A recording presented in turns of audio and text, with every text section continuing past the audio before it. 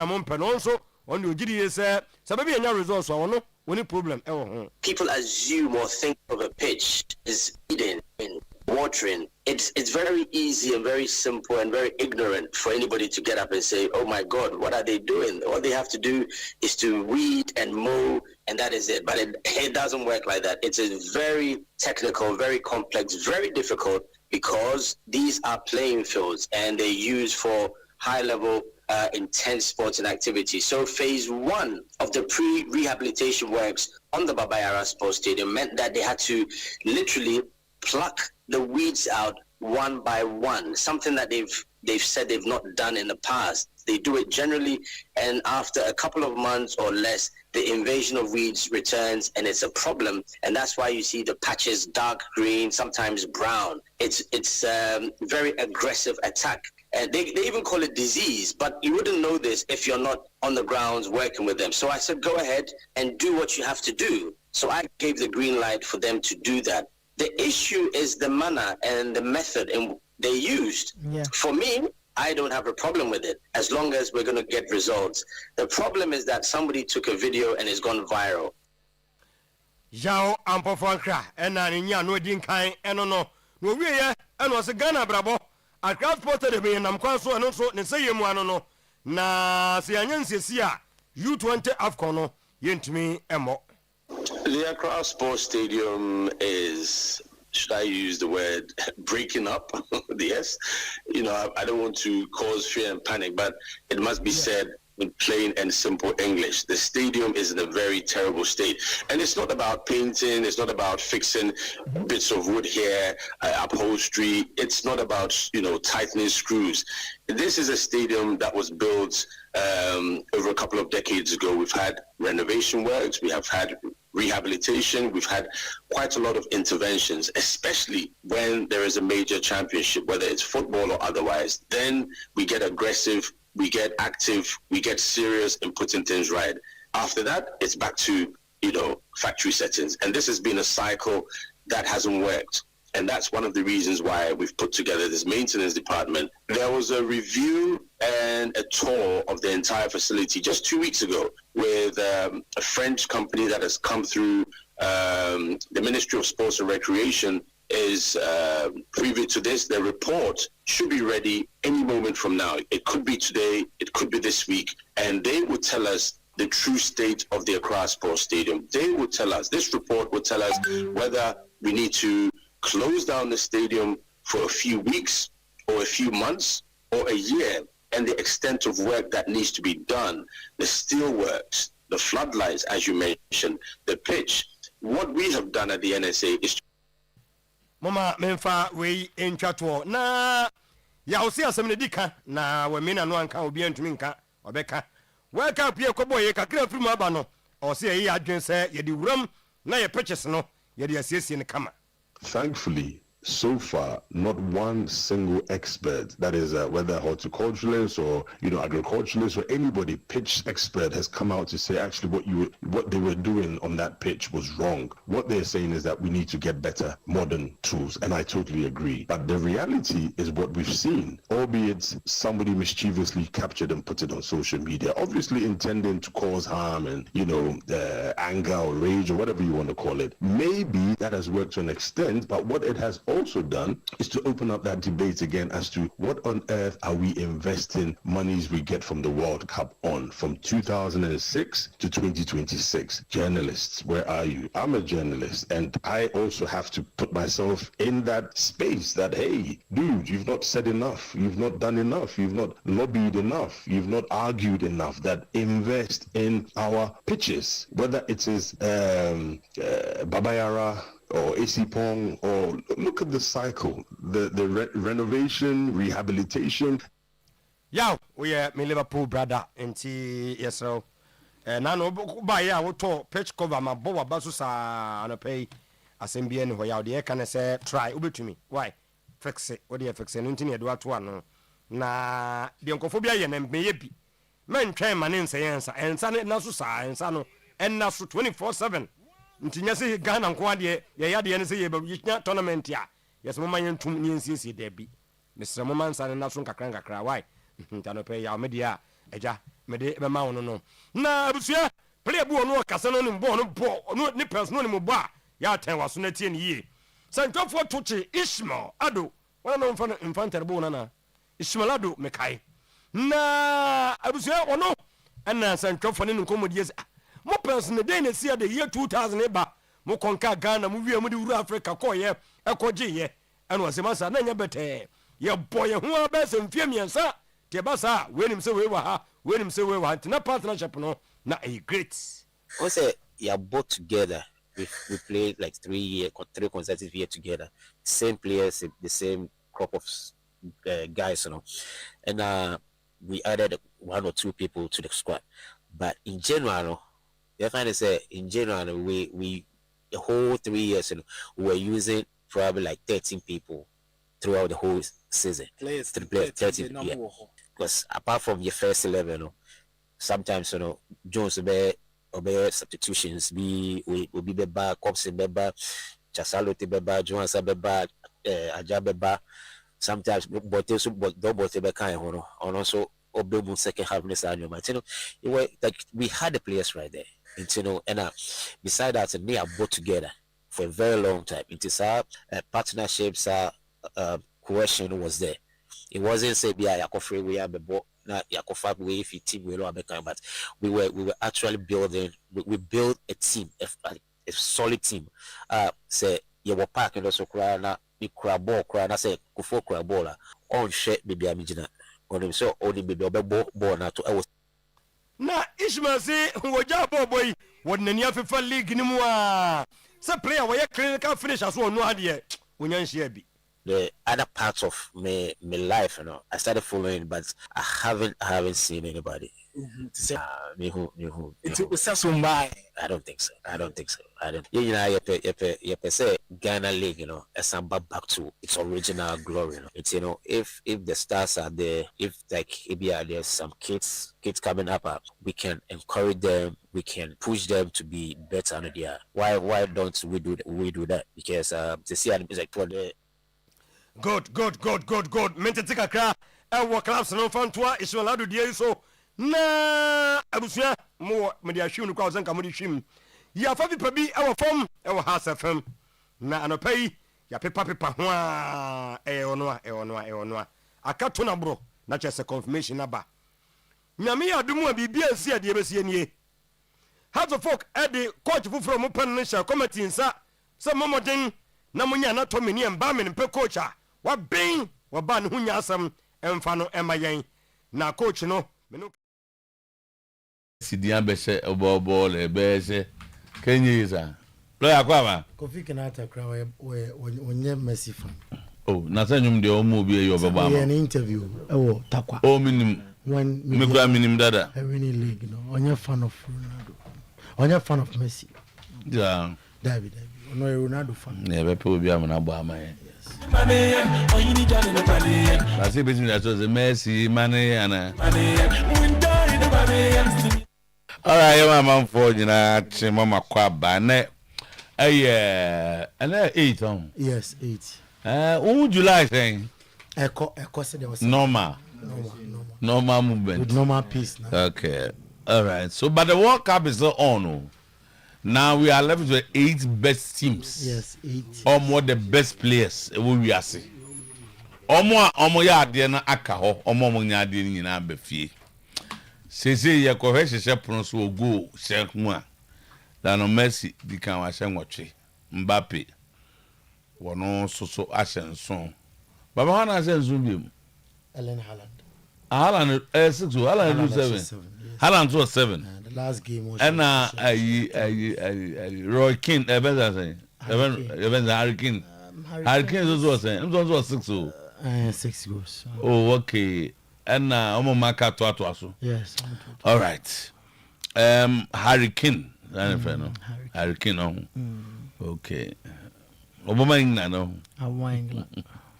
And Lana Messi so bomb Argentina. And Mbappe bomb France. 100.7. KA. Kofi. Unnecessary. KA is home. Okay. Ghana for players. Ghana about to do. I say The Ghanaians are in town. I blessing be on so mama. Oh, As usual. and I appreciate your mom. Okay, we go home family. So we are no bye.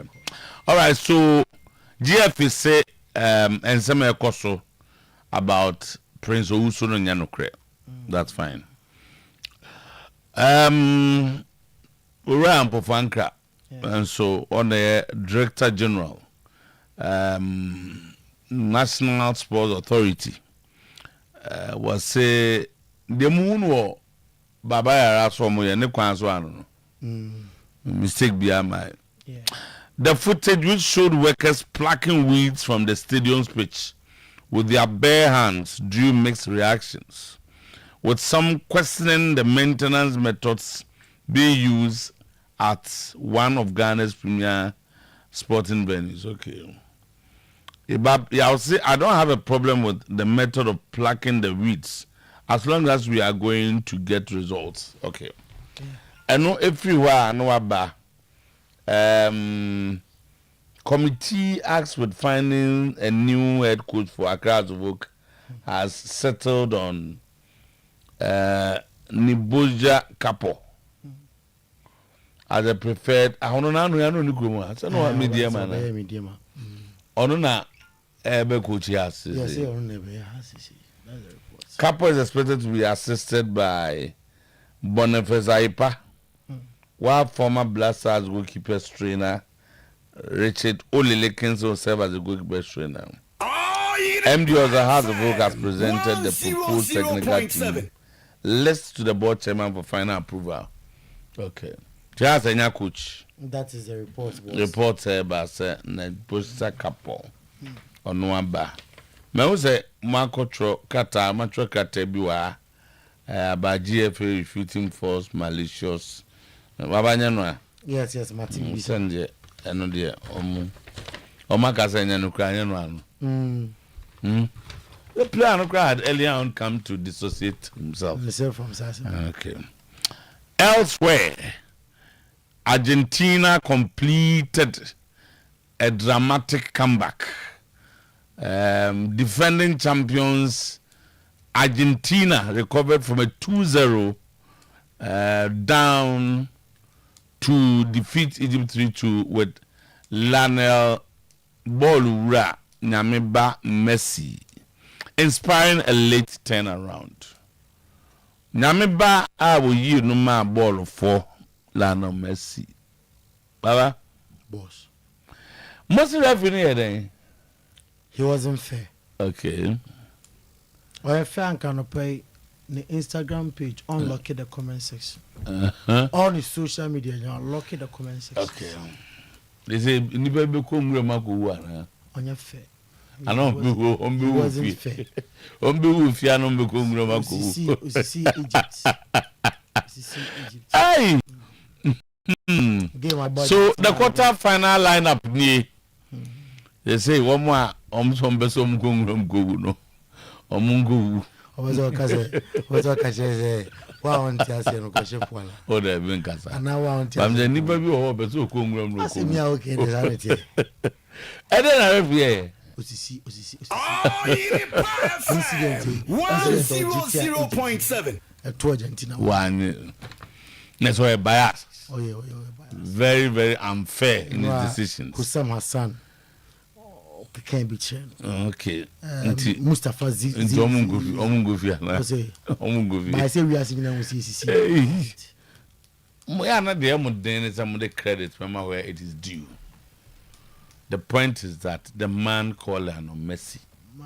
A bufu ba. Time one year see him pass him a chairman mo kai. On one pass him on one because good James Finfi no agena. Boss say we dey Messi asem. Huh? Messi asem. I don't know Messi asem. Refugee Egypt. Ah, no Messi so can go. You go na Argentina for answer. Can draw? Come on, more refugee. Hey, what say? Do baby no mo say all can go akwana sum. Let's say nkate anu nti o kan say mo nkwana me nkwa mko jina Medford. Enzo Fernandez. Mo nko me anu ko jina. Eno ya no catball first one no catball. Messi onyo on na no the bobo ase de machine ana bibi on na na. Okay. Switzerland lineup in the quarter-final lineup: Argentina, Belgium, England, France, Morocco, Norway, Spain, and Switzerland. 6 European teams. 6 from Europe, 1 from Africa. Yes. At the quarter-final stage. And America for back. Okay, so Switzerland aired Colombians on penalties, and then these are the kinds of matches that makes us common. Yes, these are the kind of matches that makes us coaches. They are unforgettable. Scaloni said he was overwhelmed by the emotion later. Switzerland head coach Murat Yakin almost win no head statement. It's the biggest statement ever. I will be no bomb. And what ding pants and Messi being and like I say, this was one of the best matches of my life. I have never played a game like this before. Messi no ne kasano. Messi on tan kasa. Kasa. Okay, so Mustafa Zico, Egypt player, also the referee was unfair. Munyai. Arsenal have made the Morgan Rogers the priority attacking target to strengthen the attack. The Aston Villa forward has agreed personal terms on a deal running until 2031. Baba, it's on the trust idea nature say well who be no. That's not something on say. Yes, Vinicius. Asama ba no one day. Asembia ma Vinicius. One day the contract is sama. Vinicius deals near me, from a popular journalist in Spain, Gulen Balak, or you be a follow no pa. And I say Vinicius, if say obefi Madrid, not Madrid or Madrid, Michael Olise deal na manai tene. Bayern super Vinicius, any no unko Bayern Madrid no faka council na Olise mra. Anya sa he will extend a contract with Madrid and stay with Madrid. But Madrid wants him to extend before next season, which will be his last season. For that is that. I don't know. Do you know? We ask and forget about Vinny. Now, now say 5 no. Yes, 5 no. So, my mom first transfer na Adam. Yes, 5 not Vinny no way. But as I said, we ask any be doing come out Vinny. Onya Madrid me bo ask na that never. I'm say go yi 5 minutes. Station be a war. Yes, go yi video ni tell. Video As na say Madrid 5. We best them say Vinny. No, at this team I need to go. Fiantino Perez, let me go. Maybe na mokoye Kylian Mbappe. Okay. Kanji na naje drinking water. I don't know sua ya dia tum. And sua sabi onomo na saya re kwan bi so. Kanji na naje drinking water. And no na make come from us and nom baba isa nom bi no tie. And no ena eye Messi onum na no ne awem go the Messi onum kanje ne bi na ba kon de onum ya onum de ne bi into Ronaldo is somebody because of your athleticism near there onum alkaline that is okay. It's established onum what is onum alkaline water and Ronaldo alkaline I say gas onum bi nti no onum ye wan hu say established. No, no, say so. Ni na pay na TV ni everybody. Yeah, everybody. No, okay. 954. Yeah, you know, boy, you na TV ayo. Yeah, ono me head day. Okay. And you know, baba, boss. Mbesa me tonyum ba ko eyi ehye Messi en monyam. E kwanda ho. See the mo de cobra. See the tonyum boss. Enti anopenso odumfora domino mienu biem emra sanson ye konko funkroso nsemwa edi adencheche nsemwa ebu fumpa onko funkroso no ye de honsem ato anim enne anopay live on Oyerepa 100.7 FM live on Oyerepa TV nsem ne de doso de disa fata se ohwe na utie ena yede esum wo kitikiti mampole bi ena akansuo ya no maka bu no pa anopa ya to eboase na ya confirm na ama woni ato eboase acheche muye na wate ase sede se ene sede efata live on Oyerepa 100.7 FM on Oyerepa TV socials no so Oyerepa radio on Facebook and answer Oyerepa TV Ghana on Facebook. Oh, shall comment to me ba na the boss player. I can kind at the amount said yes, and said a photo on the broad wings of high sense Adama. What capron? You enjoy matches never pam. Our big screens also. NTI kwa by Bansua. Yani APA Herbal Clinic eye specialist Doctor Sofo Rasta. Our ha. Yani betin come on Enzo Fernandez.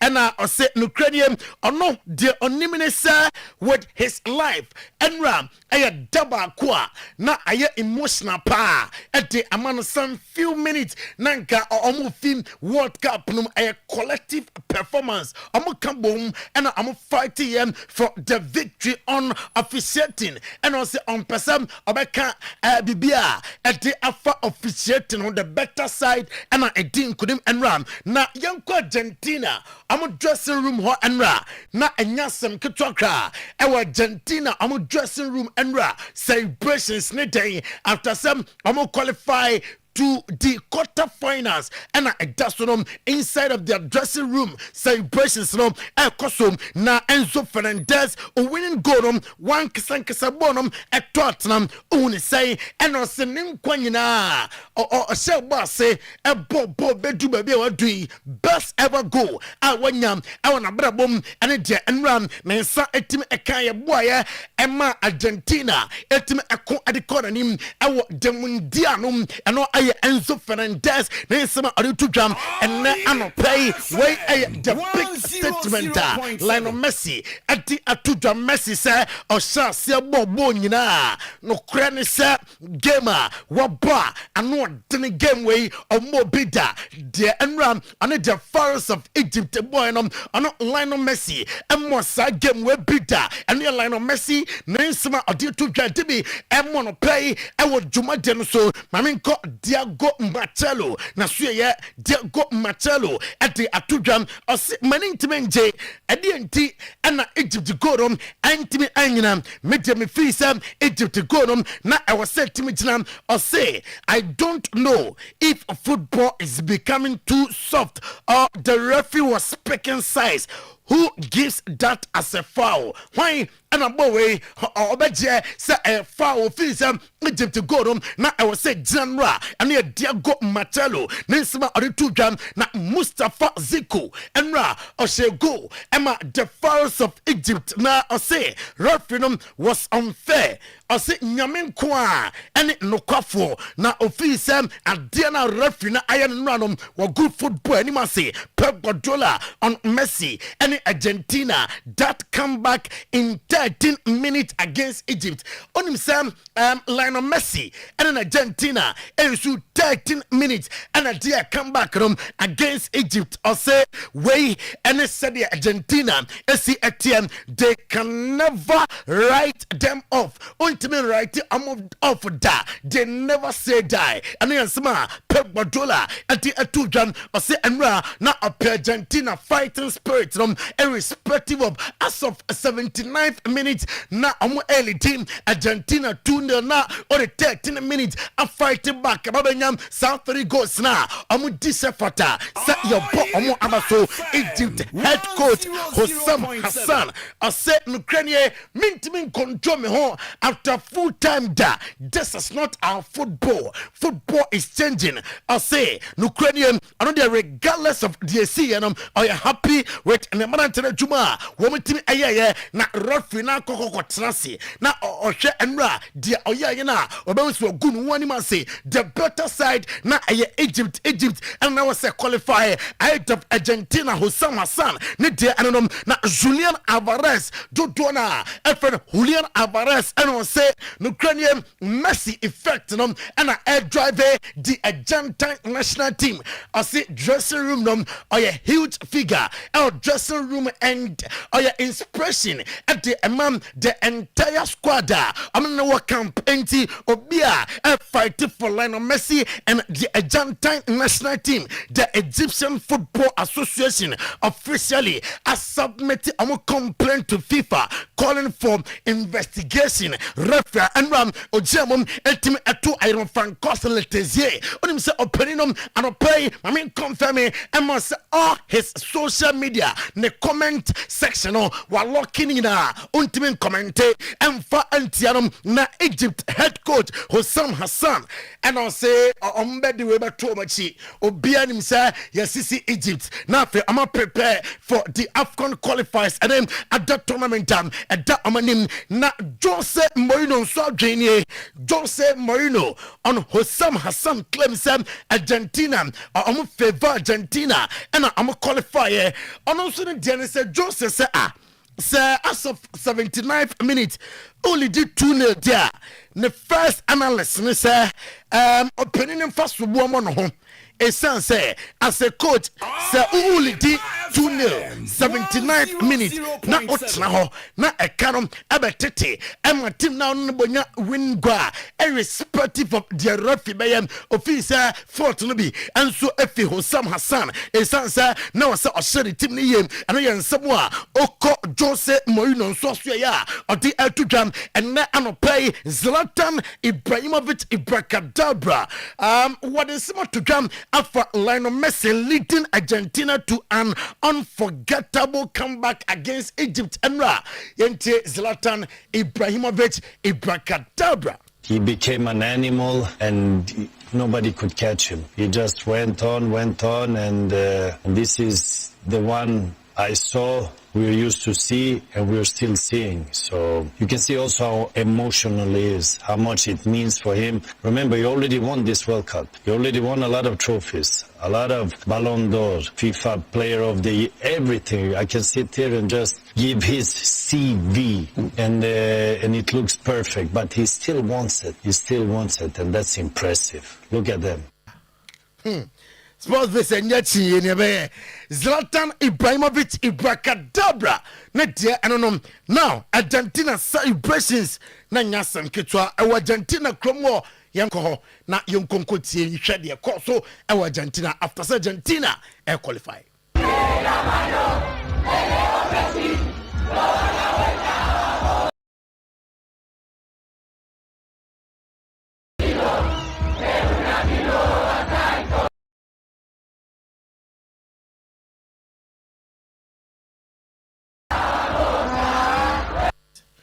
Now, I know Argentina celebrations our Argentina Cromo Egypt national team no we are in say bibia mo no onso me nkramfo and bibia mo no so be aseda ema otwediam ponyankopon enti ye hu ye dressing room ho na ye kohwe de na Egypt players no bon enye we ya yenko Egypt dressing room ho the Egypt national team were seen reciting the Holy Quran after say nieman ko ya mo nyina mo no amode aseda ema otwediam ponyankopon. أعوذ بالله من الشيطان الرجيم بسم الله الرحمن الرحيم الحمد لله رب العالمين الرحمن الرحيم مالك يوم الدين إياك نعبد وإياك نستعين اهدنا الصراط المستقيم صراط الذين أنعمت عليهم غير المغضوب عليهم ولا الضالين آمين بسم الله الرحمن الرحيم قل هو الله أحد الله الصمد لم يلد ولم يولد ولم يكن له كفوا أحد بسم الله الرحمن الرحيم قل هو الله أحد الله الصمد لم يلد ولم يولد ولم يكن له كفوا أحد بسم الله الرحمن الرحيم قل هو الله احد الله الصمد لم يلد ولم يولد ولم يكن له كفوا احد بسم الله الرحمن الرحيم بسم الله الرحمن الرحيم اللهم اجعل سالسا اللهم اجعل سالسا كل شيء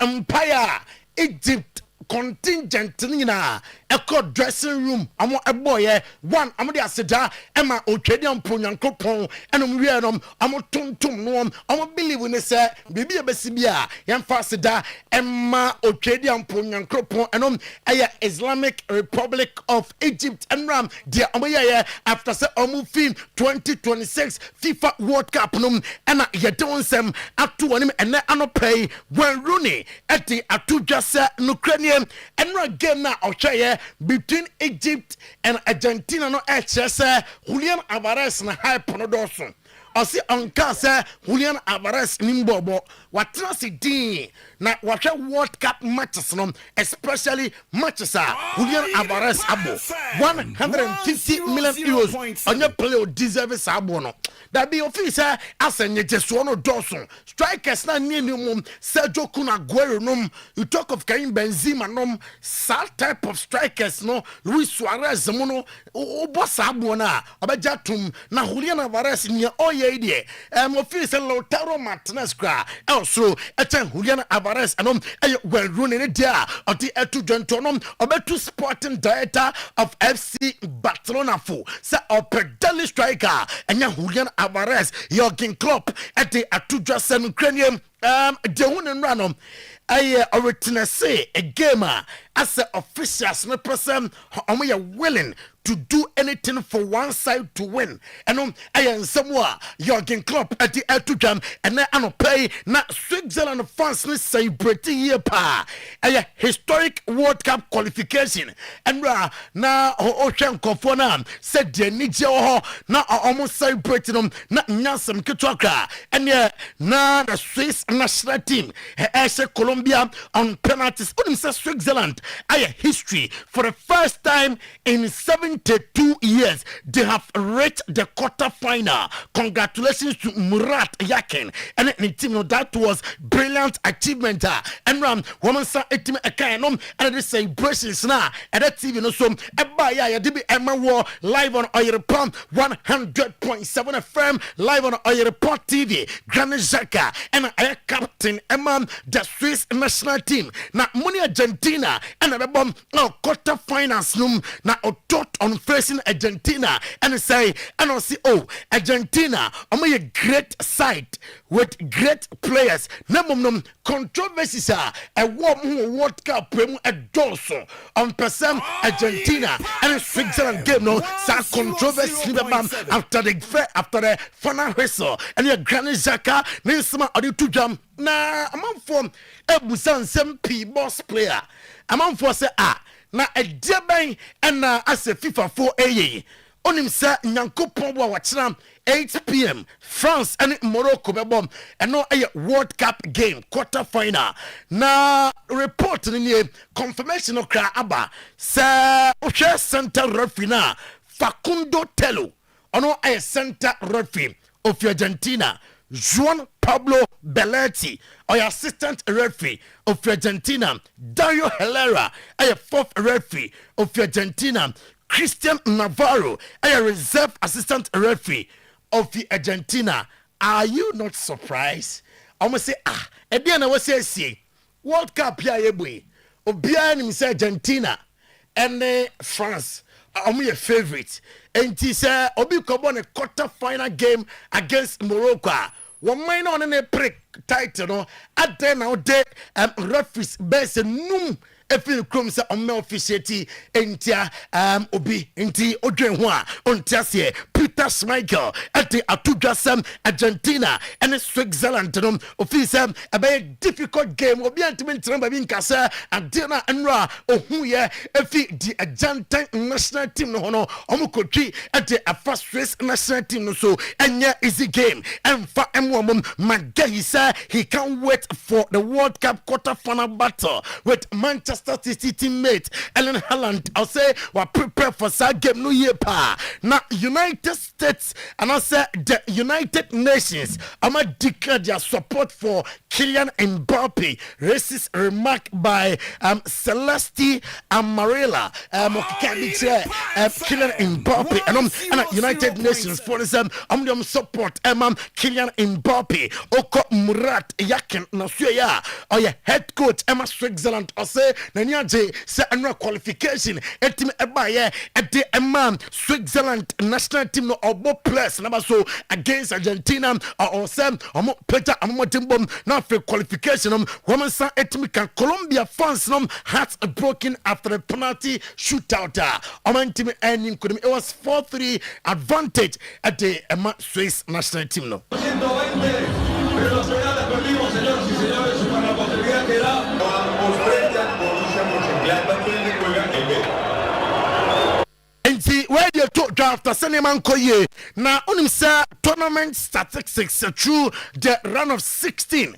They say, yeah, the quarterfinals, 88 matches played, 253 goals scored, 2.88 goals per match. Teams remaining 8 and a fame. 40 teams eliminated. Na Uchemwa, Argentina, Belgium, England, France, Morocco, Norway, Spain, Switzerland. Among the quarter finalists, Yate Atu and him, Lionel Messi with 7 goals, Mbappe with 7 goals, Erling Haaland, Norway with 7 goals, and after Hurricane, I was 6 goals. Na yellow cards, IPM approximately 224, red cards 13. Egypt, France, Abusiam, Nanyasam, Kitchakra, Emra, I'm team bass hotel na goal statistics on himself total goals 253 average goals per game 2.88 maka at the highest scoring round of 16 Argentina 3 Egypt 2 biggest round of 16 win Belgium 4 United States 1 Intiano Kai, as also quarter final faces France, Morocco, Spain, Belgium, Norway, England, Argentina, Switzerland. Into way at a quarter finals at Ochram and I say with France, Morocco, 8 p.m. and on some and on see young so and pay now young from 4 months on some and see.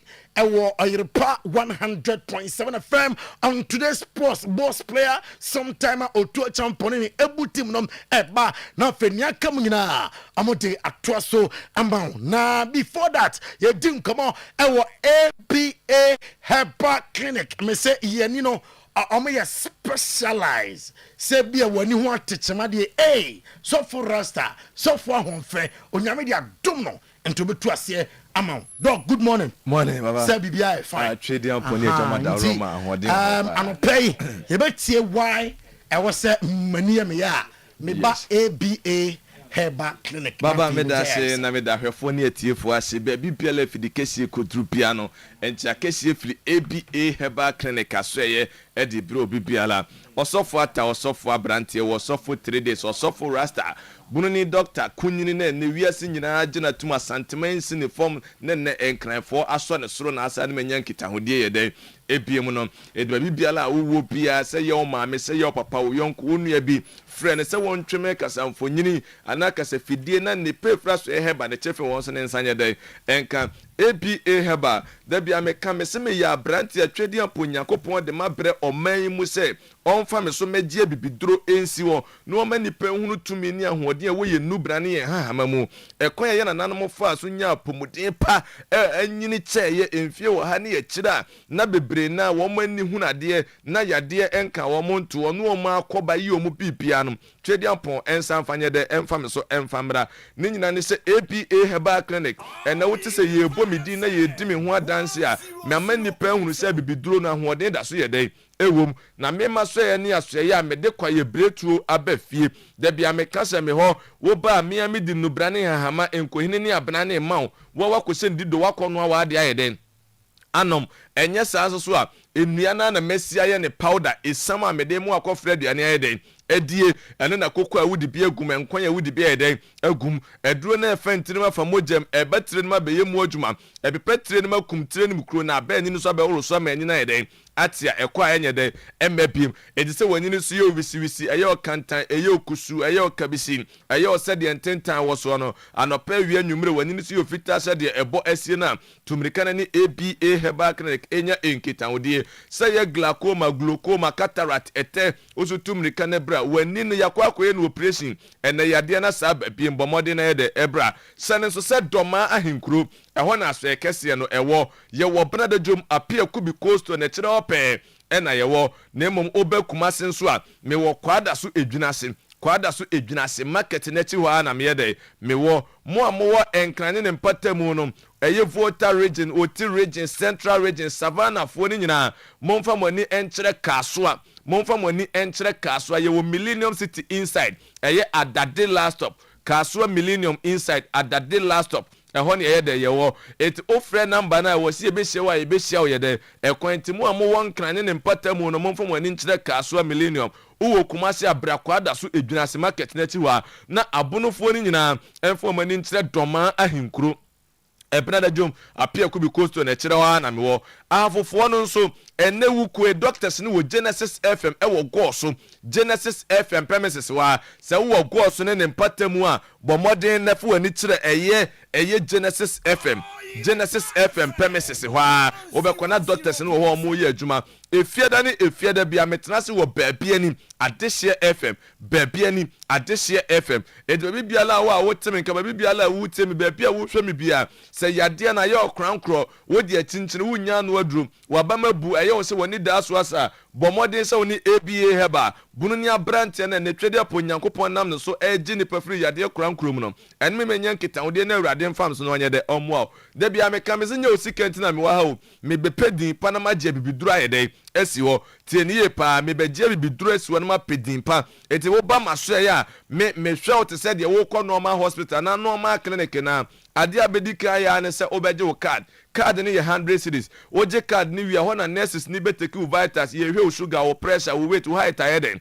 ama uwi a me wa fidie nwanwaso a ebehwehwe wo nipadua mu yade bia hinta wo nipadua ni bia fidie ni be kire eye free menye wo hwe ansa no behu doctor na okohu doctor de enwanwa na efe ene se enuro a me de be ma no yade a wo de ba ye ne se metimi aye hu adwuma na megitum se mehwe wa enura me de ma no se enuro no ena me gina so a charge o na no kura me charge o me mu akonya se ubetua mu fa ananche mu miensa emu de wa ubenya no na mamu waduro na yeden akwako yusu okostati do na improvement bebense se beba no wana betum ni kasa yede aba enye ABA heba clinic baabia no abeyede ubenya ne sa edo bibiala wo a wotemi nka bibiala wo a wutiemi tumrika na ni ABA heba enya nkita wo de na awurade mfam so no onye de omo je number no na fresh na de wo ntia se no wayede wabisa number no eye 0531 78 06 51 0531 78 06 51 and 0541 56 51 99 0541 56 51 99 and 0502 81 21 61 0502 81 21 61 ABA heba me numbers no fresesi a nurses ne befa odokwa so ahoblase yakwa so no wakasa se wo se wo ne doctor kasa konya ba obema ne doctor ede akasa ABA heba se da bia meka ne yade a me yehu adwuma edoso yie pa na enam se ma wedele wo ani ehwemuti ne ebomedi ane ade ani na tato ne nyina ne se ye bremu menam de bibiduro A2 ani flase ewo abra menye wo pressing men so ahweniwa men fedo so yede egu wani ne so mem wadu na ma de ko fredo ane adi koko na abedi awudi bi egum enkonya wudi bi yede egum eduro ne fantirima fa mojem betire ne ma beye mu adwuma epepetire ne ma kumtire ne mkro na ba ani so ba wo so ma ani na yede ate enti ebia utie me wani ne yakwakoye no operation ene yade na sa yede ababie da bia meka wentina maso ye menye operation no men se wa hweni wa na ma me aduro agu wani so yade no eye ni yade so nya ni yade eye tirim yade panimfo se ani bo a ekotirim eti wani ni bonkum ka enkyene ne fa so yede aka na yade ni wotirenim se wa nya aduro be yetire no adwuma bibie no wa be na be yede ebeye yade ni wotiren se wa nya aduro be yetire no adwuma na akoyi ani ni kosiese na asad betu tire no a ete se wa yi prokwa fa tete ba bedwa na asad na kwato tete no efina no be sayede adore yade ni wotiren wo se wo nya aduro be yetire no yede adwuma eno na ABA heba makikan no brane hahama enkohini ni abna bom aye no adusam sabeje ko freda na ede edi koko afa bi gum enkoya fa bi yede egum eduro ni meye tire no adwuma mbre ni mesiesie so ma ni nyede ente wani ni akoye no operation doctor sin tire na yemre entire na te pressure abaso ekura ba wani ne so bomodi na ni ABA heba enya nkita odie na awurade mfam so no wanyede omoa odie no ye ete cataract eteno da bia me ma wonkyere mu se ye wo mu ahodo mienu ye wo de pie aninim ne wo de pie anine so wako hospital doctor say eye etena pie waninim ewo akiri wo ye ho hwenyede enyeye yama o mere se nunum nuro na enye kese ne enkoyi wanum nuro ko he ba ye nententan na age wanini so ayede afa bomode na bra ABA heba memu odura ma de afrade ane de ebe na ne etena firi anine so ama ho ayede atɔ saa na wo so ɛtɛ na si w'ani so ɛne w'ani ba tuntum yɛ nhunu amama fita na agye w'ani so ayɛ de afa oba ABA heba menye wo presi memo wadura ma de afra aduane adia ebe na ne ɛtɛ no edi nsuo ne mfini be pia ma so ho ayɛ de atɔwa ɛkwa ɛnyɛ de ɛma bio ɛno bibia la wo hwɛ me baabi a wotie me sɛ ɛtɛ ɛna ɛhawa bɔmɔde sɛ wo ne APA heba ɔsɔfo rasta wo ne benya nkitahode na awurade afam so ayɛ de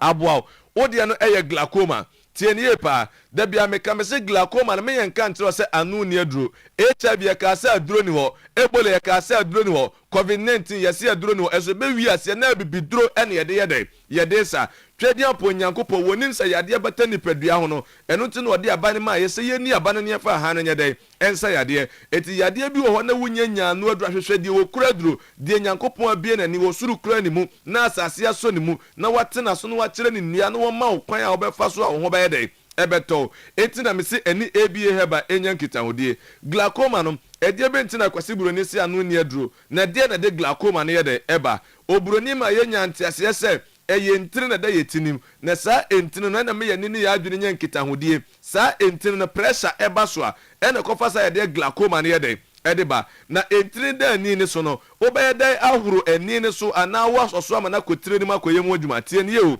entire na da trenim no de ma da bia me de kanea shade ye mfato ho se kanea shade se fia na esum bema ya pepam ne pepa ho because se wo de aduro huru wani so ate se kanea shade mu aye fi na wo huru ho se wo so efi ne ye den ewom ba wo de ade bon so me pa shade ni insider wo so e bright na e shren se da bia me ka se tro ne se ye nso kanea fancy mpase ana kodo asese kanea dua so na shren amobia no nipadua ne kanea eni ani entimeto se ntena se ma wani tano nye den enum eteye glaucoma abomode na de ebra ewa na wutiri payo utifati midwa se wa na kon wa na aba obi wa na sum ye ne hu se de nikani kedede no obi apapam tutu na fe krotimi mfa ntu ne tim no ayede wanunum bomode na ni ABA heba enya nkitawode na awurade mfam so omo je namba no wa bre na na fiade de aketo aso ama no fresesi a netu na mo na ebra number no eye 0541 56 51 99 0541 56 51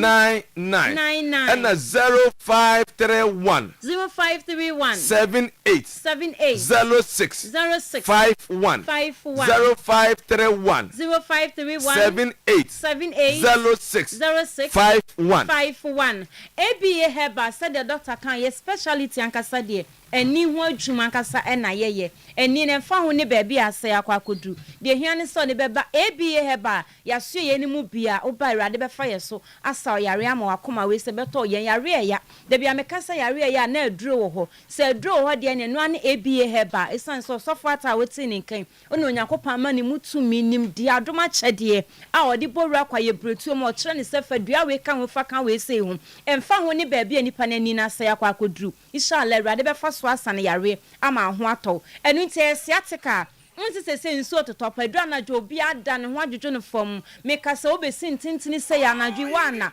wote ho abo ayi samsa no sa ma ade ache we mesro bla ABA heba be ma waduro siatika ne nyine be fi woni padua ne makwa ama ho atɔ wakɔ hospital doctor kan so nya HIV mo wani bi woni paduam etito pa ye koda na woda wo na mesro ene yawe ne to senti be bia wonya free ye bia no wo de bomode ne bra ABA heba be ma waduro wo ba fa load no e be kyerɛ ye be ma waduro a e de ma wa akɔ 1 month kwa check load when some one e ko from kra na te se wo ji aduro ne kwa ne mwa ne free ni padua ni mo me pa che diabetes na tete wo eye mwa bra ABA eba ye be ma waduro mo ni nyina be free ni padua mu eye low pressure and high pressure aye okoda na wo da wo na me se low pressure no ye fe ne kato ni tima kata ati hu yan so ato na nanu mo nse do ye mpe ne sa isan se wo adwuma o se wo ye de oba de ne ka se be ye no nwie nti bra ABA eba ye be ma waduro pressure no e ba be da normal e de ama yare amekeka nyina ye bonus a wo ba wo benya ne fala e de akofia kwakobo wo bra anu nti wo ba be hwe ne yesisa ne mani nyina no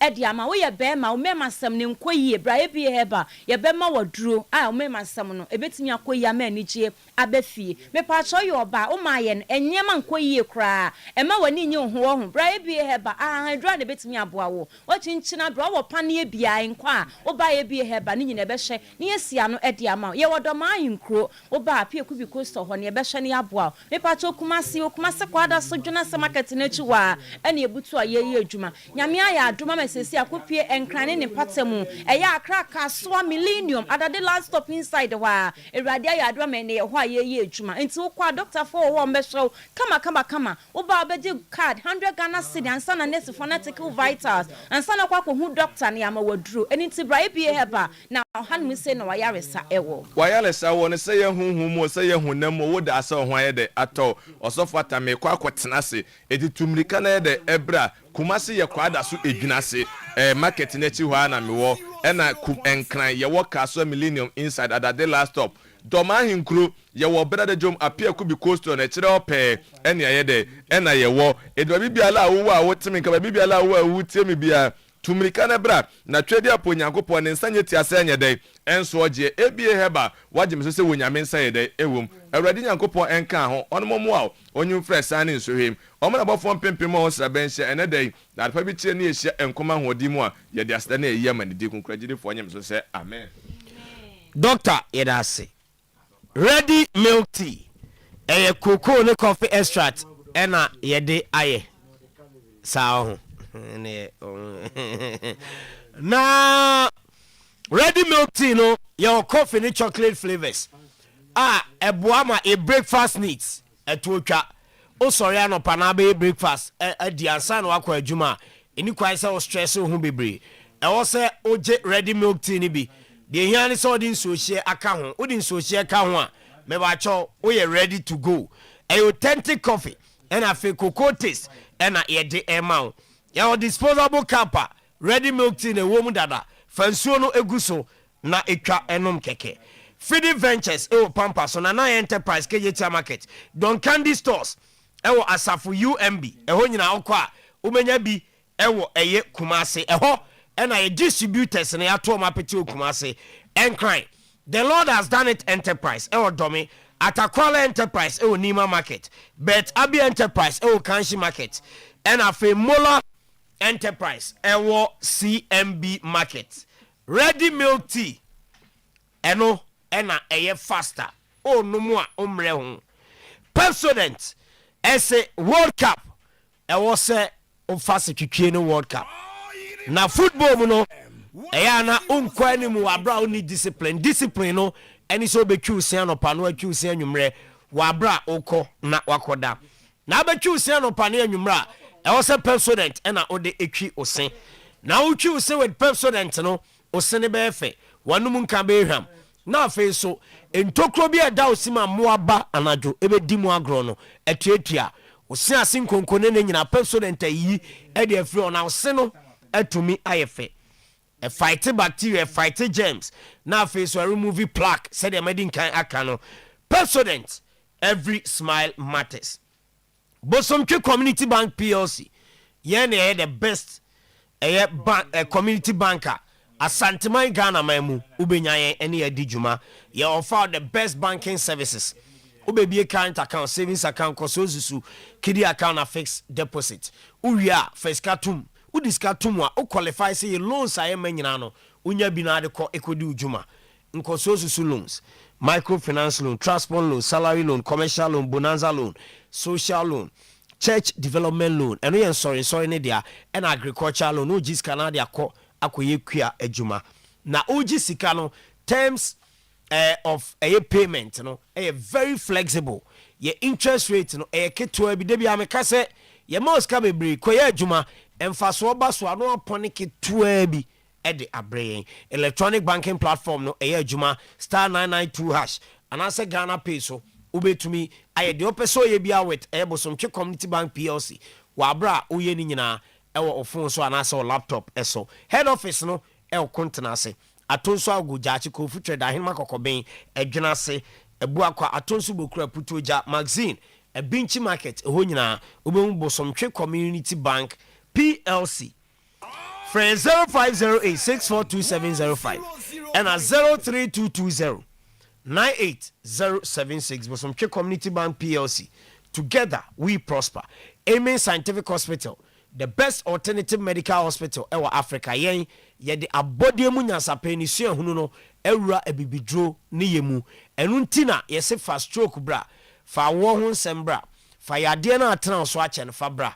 saa yadeɛ nyinaa wo de ba onsan emfa nkɔ stroke yɛbɛmo asɔre anante ofa na adwodwo no ebinya ahoɔden na otumi de ayɛ adwuma kama awo ho nsɛm deɛ yɛtenete bɛma obama ware mfie pi awo ma numra Amen Scientific Hospital yɛbɛmo awo afamu ba yadeɛ na atena wo so a ɛne odi asi onipadua nim no yɛwɔ afidie a yɛde ugina so na efriu ti so kosi una ase yadeɛ bia ɛhyɛ o system nim beyi abeto so ne yɛde enu ni bia kan no anya ayaresa Amen Scientific Hospital pe na abenya we nyina Kumase kwada so dwena we Kumase atwema tachiman kwada so ofo ase ekwan so ɛhɔ na obehu yɛn 18 other branches ɛwɔ Kumase ene Ghana ene Asanteman mu enche boga wa bibia ni Accra Takra de Tamale Atebubu nkoko sunya ne ho sahwede bi so ene hohoi Amen Scientific Hospital ye branches ho a oba eho nyina no ye gya yarefo na yahwe omo frɛ yɛn 0277 00 1234 0277 001234 Kangen Energic Drinking Water alkaline water ne pH ɛwɔ so pa Kangen so no onomu a ebo liver o kidney no akoma eho ban onom Kangena eyi acid e woni padua nim nyina e de free mu enuane bebra e di no acidic na acid no eba ni padua nim ayade ebe sresra kire system na obaya no abetenem onom Kangena eboa eyi yade nyina free system ni mu red blood cells white blood cells ni nyina benya hoden akọ e de etia enyarewa onom Kangena wacho skin no ebe sa akwada foforo de onum Kangena minerals ahodo ewo nsuo mu a ema nipadua na ode bi te se calcium magnesium potassium ne iron ubenya ewo Kangen Energic Drinking Water emu me wacho nsuo perebrato a Brema UGC anase Tafuni Road Abaru Junction ebi ewo ho Lizzy Hotel Santaso and about Pakiki Stadium and a Sumankwa Junction ewo Ashtown Frey na jinso ni P 0241 449191 0241449191 ene Kangen Energic Drinking Water enkasa ne tunsuo ni pi efa ekofie World Cup ye free day 1 ebesi mpempren a yekasa ya nyame ya admo kire hye quarter finals ase no bash ena aboa ma yenya matches ni nyina bi ahwe ewo TV so wa kwaje bash di koda no wa nya matches ni bebra ahwe eya de bia meka che omo ano meka chom zo mbe ya ombe yi boy eduru ano mu nyina atete koye de utiye ya ukosi po tenten anka nyame nkwa anka ebukura de abotrim eno kra no matches no mu nyini nyina ebes free day 1 besi ne matches o ma yikure nu 30 what I say bash de match bia ni dikoda no eso game centers hotels guest houses restaurant individuals mumra na majimu decoders na mfanko fie yewura quarter final to semi final third place final no hona ani je no ewo hona teams akukudam ni nyina akopia players apapa any players akukudam omu nyina wa omu si akan world cup no emu ibedu acha be installation ama yewia na recharge e de account ye packages e de ma no efo papa ubetumi na watua bi a report junction ship we ho e na bash ye wa ye di yen juma frey 0556 287757 0556287757 bash ye number no ofrɛ a oni yen ebedi nkomo na yaba abaye installation ama se de be ya u TV so ebeye fe kama de di wie no grow fine mojaduro no eya de bia me bana mbedi grow fine ho dance a o te akira o nte ase dwumadi a grow fine di ewo nipa no ye system mu no sonko grow fine kwa na onomu a utumi didi kama grow fine kwa na onomu a utumi da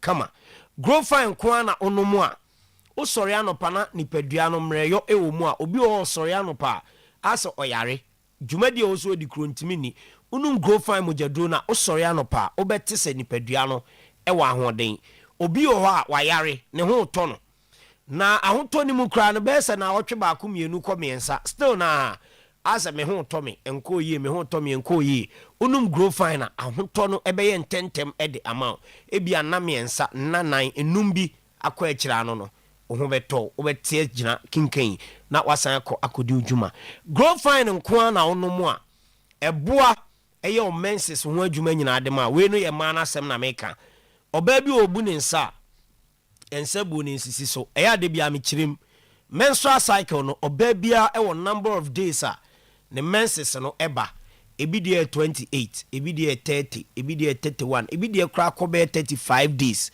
enti say o dey 35 days from the last menstruation period to the next menstruation period they will say 35 days obi o wa eba ba ko the next one no ebi 2 months 3 months na mai obi o eba ba ko 2 weeks na ba there be enya normal obi aka kire say o menses no dey was say be ba sa anti no fanisa enya normal obi o obu ne nsa na ya se ye ne ya omo se ye normal oba bia no o so obu ne nsa oti pain ba bia no obu ne nsa wo se moja no etu ne bro so we nyina no grow fine ACAC e de amount vitamins grow fine mo ebo amani padua no enya ahoden mi so tu eno ebo mi sie ba kwal na ke ba smart ba Fred Mens Apidank pure live ne chemical shop e ba so bia e oman Ghana emu open do a digital bar clinic Kumasi amakum run about Yemen Bank of Africa frey na grow fine na drone bi 0244596532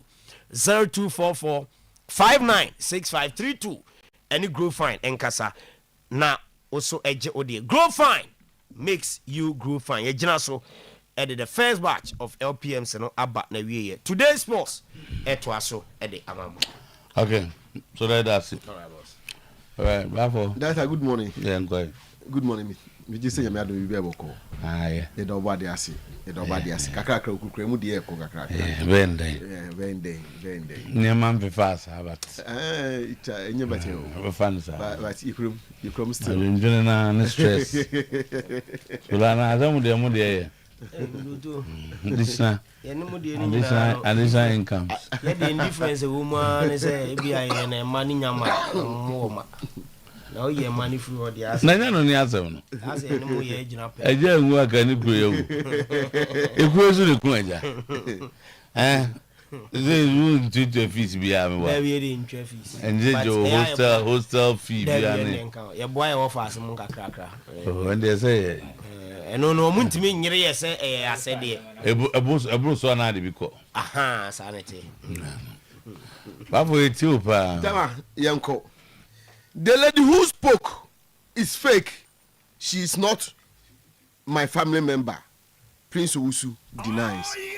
Enti tama em say na ye edisa nkomo no ha na ka say open lady na nkasa na kono am kire nsem no mai but abrante ndi akoto ni social media platform say onim no mpo da nka mo busua say kana busua for kro nka ho bi enti we fake person enti no o kan say o si me kan ho say na abrante ni say lady ni fake mi so lady ni minim no say na we fake enti na me ka say also must subject to some straight proofs because obi abet matna baby I know I can't be and I'm so can radio ni TV for now when you said me catch enko for say be bushani ni on beje di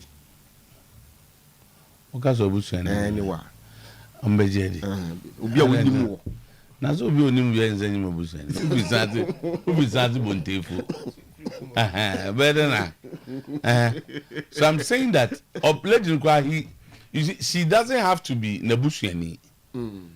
Meboa. Yeah. Whether obu awunim no na anim nasem.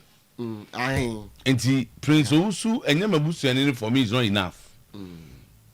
What I say, onim bibi fa asem na lady na ka no. Ana onim. Enti mi na mi say abaya na say lady o se maame no. Eya na o tina ba bia ka say solo eye mi sei. Eya na nye enough. What I say, be a bit expository. Komu kakra. Yes, I be an idea some ton grofo so na enam zom kan ya man for befa. But I only say, you also ya na nukrebite baby na. On say ahanum no. And get the the full fact no. So ya na din kakra. People but in the case of this woman as a lady. Or say obi wo GF ho. But for between me and you, no more GF for money. GFE. You can say GFE. It's a whole body. It's a whole comprising one. All the if I say football clubs and only someone who they meet you. And you say no. It's not by Remember say. Omo ye kotoko na anu ya omuni omo ambe ye has omo kono. Some no me GFA for. Of course. Why do you classify them as GFA? They are not GFA. No, some buza say or case obi wo GFA wa. Eye hwan. Enti de na buza no ana na me nya adwene say. Just say ebi crowd dem as executive council member. Ebi or staff because the GFA has an administrative staff.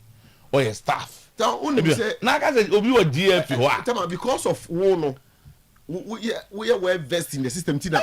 We need to breakdowns ni nyina. Be something I no wa mama sam no ko enti na me ka say. So obi be ka say obi wo Oyerepa sea.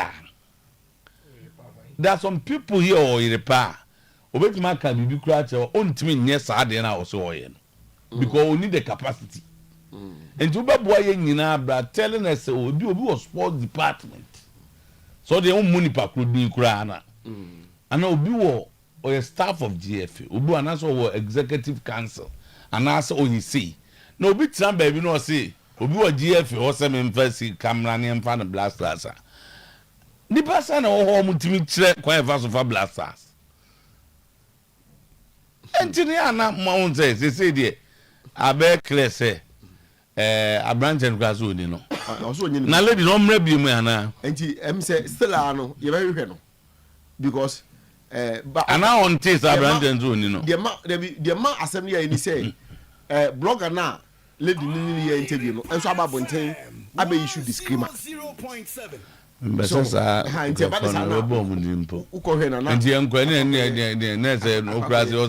issue disclaimer because so now we can't say my send the disclaimer now and do to issue. Then make they know me say was ti one ra almost say Harry cannot my mama na nka almost issue disclaimer.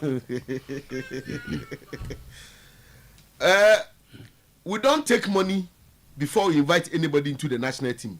GFA in a press statement denies the money taking allegation. And he almost so no. So crowd confess that time as I paragraph 2 of the statement now. Say coach bien who our flip player obi wo efe and sa wo mu da. Bin si da. Say see a flip players into in the national team. Yanko yansam for so na. Enu de menyini. Nya so de yanko portion no me menyini. No, and the other band ni na no. Okay, me nko. Another good. This go higher na. A team for some bro, mutie no. The was any tutu o matwana. I have phone native. Mum vancha de do be ma mo bre. Paragraph 2 resident. Paragraph 2 necessary. Oh, me ya bro from the tray. O mo do say, ma me. I hope put up here. No go ahead. So say paragraph 2 ne kasa. I think so. I think paragraph 2 no. So what can ya? It's try to suggest to say coach bien suggest him. And me say there me you should suggest kana say me mild. I will go say in paragraph some points 1 2 3 4 point. Okay. One is say the GFA does not invite players into any of our national teams. The responsibility does not lie with the leadership nor with an individual member of that. It lies exclusively with the head coach of the team. All financial dealings and payments to players are handled directly by the ministry. Tell me who expanded players. What kind is the say every president the crack actually say on one team in home coaching for players in my team. And if you we not say we issue statement, I say there is no disingenuous. There be no interest on the buy. No, but and me say na me tiase. Say if your coach be no players here him see the player we are here. No, but say you bet my catch and say that be say player we. And the every president say on team in home if your coach and kwan for players that the FA the executive committee or he the president will make an impact and an input. No, this is there. You need to convince leadership. And you know ka say nya won kwan adwene ne de beye. Nti ebia for instance so say opesa harina ebe commentary at 11 p.m. Be a new head of sports na ye ne say. But you man pay for betima ka say no. Yes we monitor mo. Yeah. Ye hwa ebia hari be 11 na. They will need him Libya man solo. Also obey anopa de omni jo events tidbits. Yeah. So we think that solo will not be that's making an interest. That was what the GFA president said. The decision become ours. No, the decision is the coaches. How make impact? Now make input. Now say decision will make input. So you can. No. If you make an input, it will be decision. I just say you are the decision maker. People advise you. You may take it or not. And I know the young crown here, but as some now more can say we need there. If you are not nipa crow train and you be there, be much be there. And they say there are a lot of examples or more about admitting no matter and some other be much be that here. Maybe I say the Omajai. It's easy and ignorant to speak to the way they were removing the wheat at the Babaya pitch. NSC, Director General, so at the responsible say and say kind of and images in the Babontin and not sending for four hours. No, now say, easy, and I say, the demonstration of ignorance say, Unimia now, but what you say, ABR, here modern tools to do the same thing. No, and see, now, Tama, and a message of permission now, solo a. There's a massive rift. Some even calls it doctrinal battle. Others also says it's a showdown, a prophetic showdown. Tamhama, the men of God says, both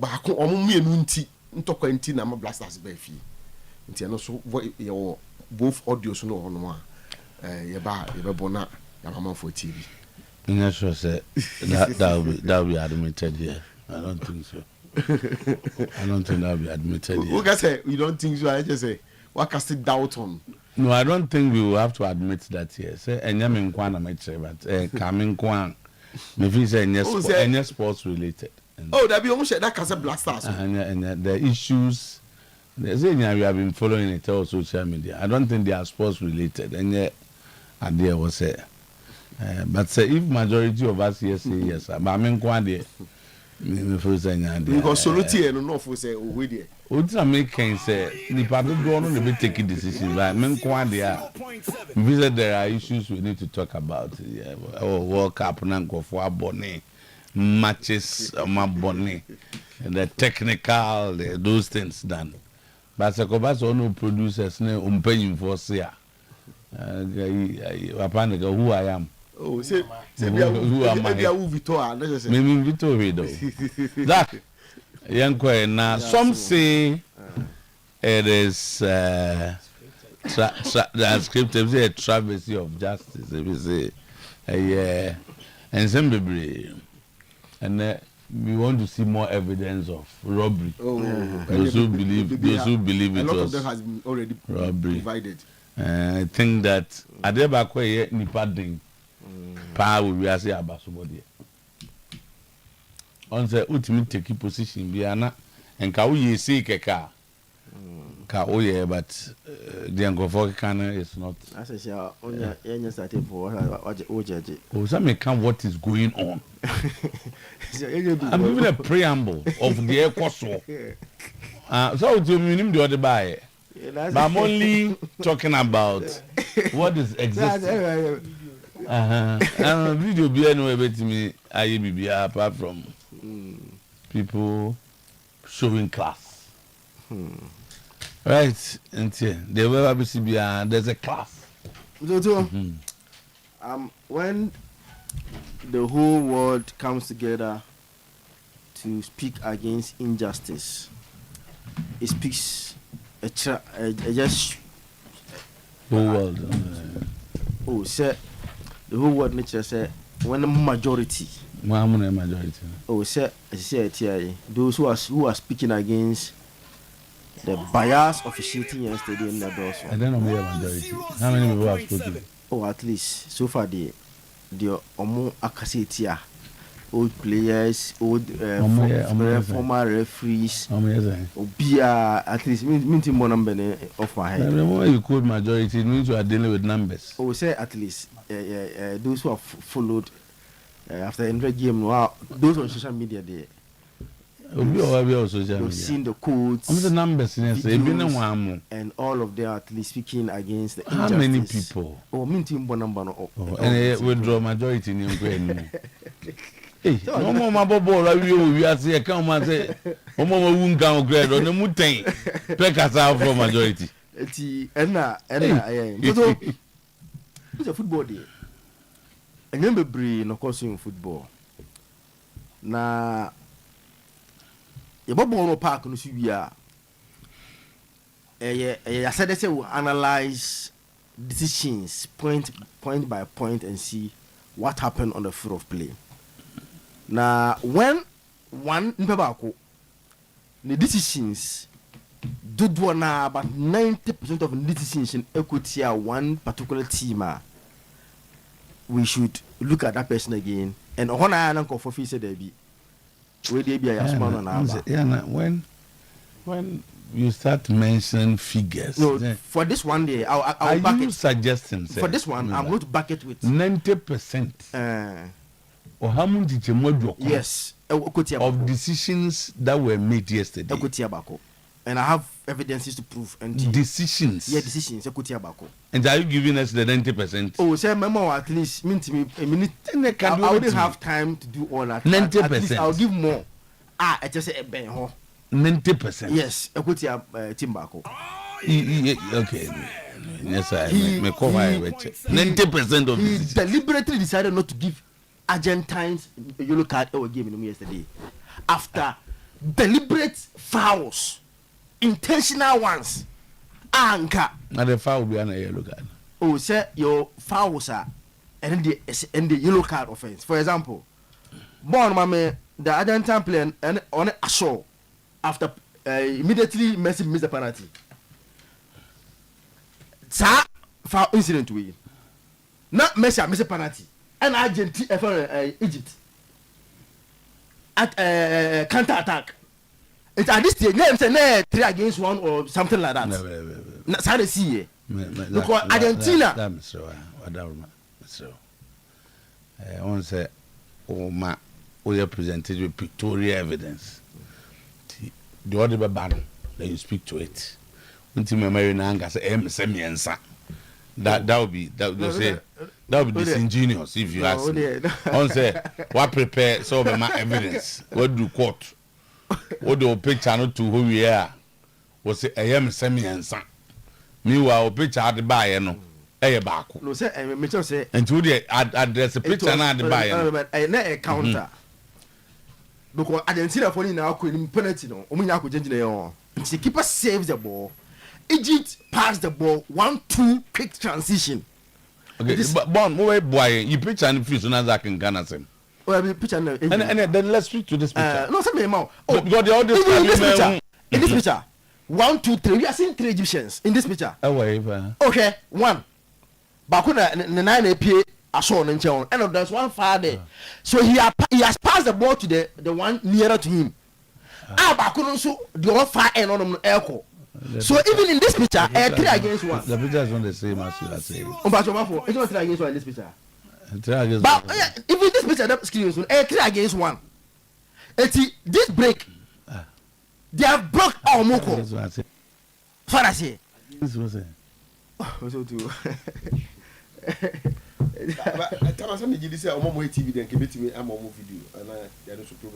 Oh, them can say video not the tosun. And young ones are no still pictures car. We mean there, but on you know how the old canon.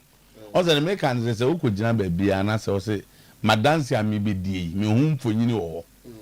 Na say uyim for you na. Yes, but so them for you na we you know. And a bet church was him no. Minim so on what you say no I said ham. And tim for you na ka dey atoso no. Was mo hu dey da we. Abrant end in saso we.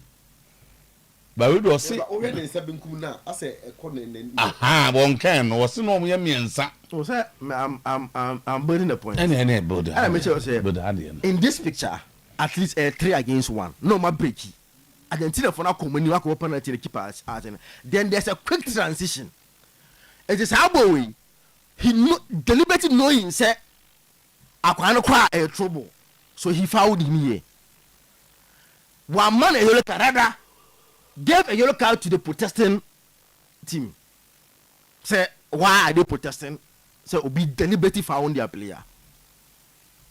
This is injustice at the highest level. Say, referee say me, because this ball is a yellow card, deliberately stopping a first attacking move. One few crowd, card, and also Munko. That is one A. Mr. Say you move. This is another one. One question. Now, Hussein Hassan, now yes, this one. This one, Bafo, yellow card was not given. This one, nothing was given to the Argentine player. Nothing was given. That is one. Another here, another way. Foul was not given here. Foul was not given here for Salah or we play on. When Salah cry, unless Bacho, madam, born the Zakito is Salah, back with an American African. Mamma, who dear no who can't Salah. If the moment with my baby more, Salah dear, much will be about moving. Baby, and son of Salah Beco from the way. But only had it. But we be a Salah. How are you? There was a Papa. Ah! And you expect refuge over you without. I said, but there was always refuge over you without. Ah, Marco kick and we are boom. Backward. I never we. I some see him run near beneath the mountain to you. I some see park and so run. Some go for tactics, the strategy, and to divert attention. Ya wuni na no ayeti the besin ne. Omo plan the ombe ne neti. They still no an pa that a year events about for. An open komo di edini. En komo pa ni ho. Ah, ze puji sala. Ena ye de yeti o ya de bedu o. Yeti o. Mo ada de fa ne. Refu ani penalty ama eno ase omu nya penalty ana Argentina nya penalty eno mso we mso nya bi anye eno ba ko se go ya anye o Lisandro Martinez de no ase eno a foul before the goal and the assembly ho be dey so ube ka say goal no shoot yeti o to azo bon mama Alan Shearer quote no ne Twitter na me fan ka say Mrs. Shearer you are downplaying the legendary status of Alan Shearer. Hey, video na ba ni. We the Zanka no. We the Zanka. This one. Video no say three. Let me know ya. I don't need. No, this is not a video. This any the mimicry. This is the counter move no. Anyway, auntie. No one have any. Well, that's or the back by anyway. He bought it. Uncle actually the about how we from this from the penalty we na we na make kind of one few. No ye. Then two different guy we na buy. We way different from the one.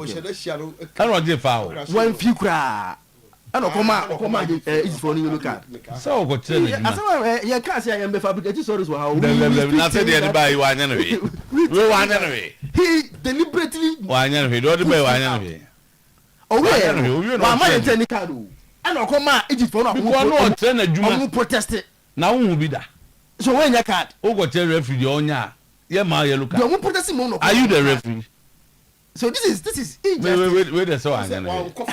This is injustice. Well, we almost shy. Almost shy. No clear intention. Almost shy. Almost shy. Oh, no way in there. Hey, anyway, there say.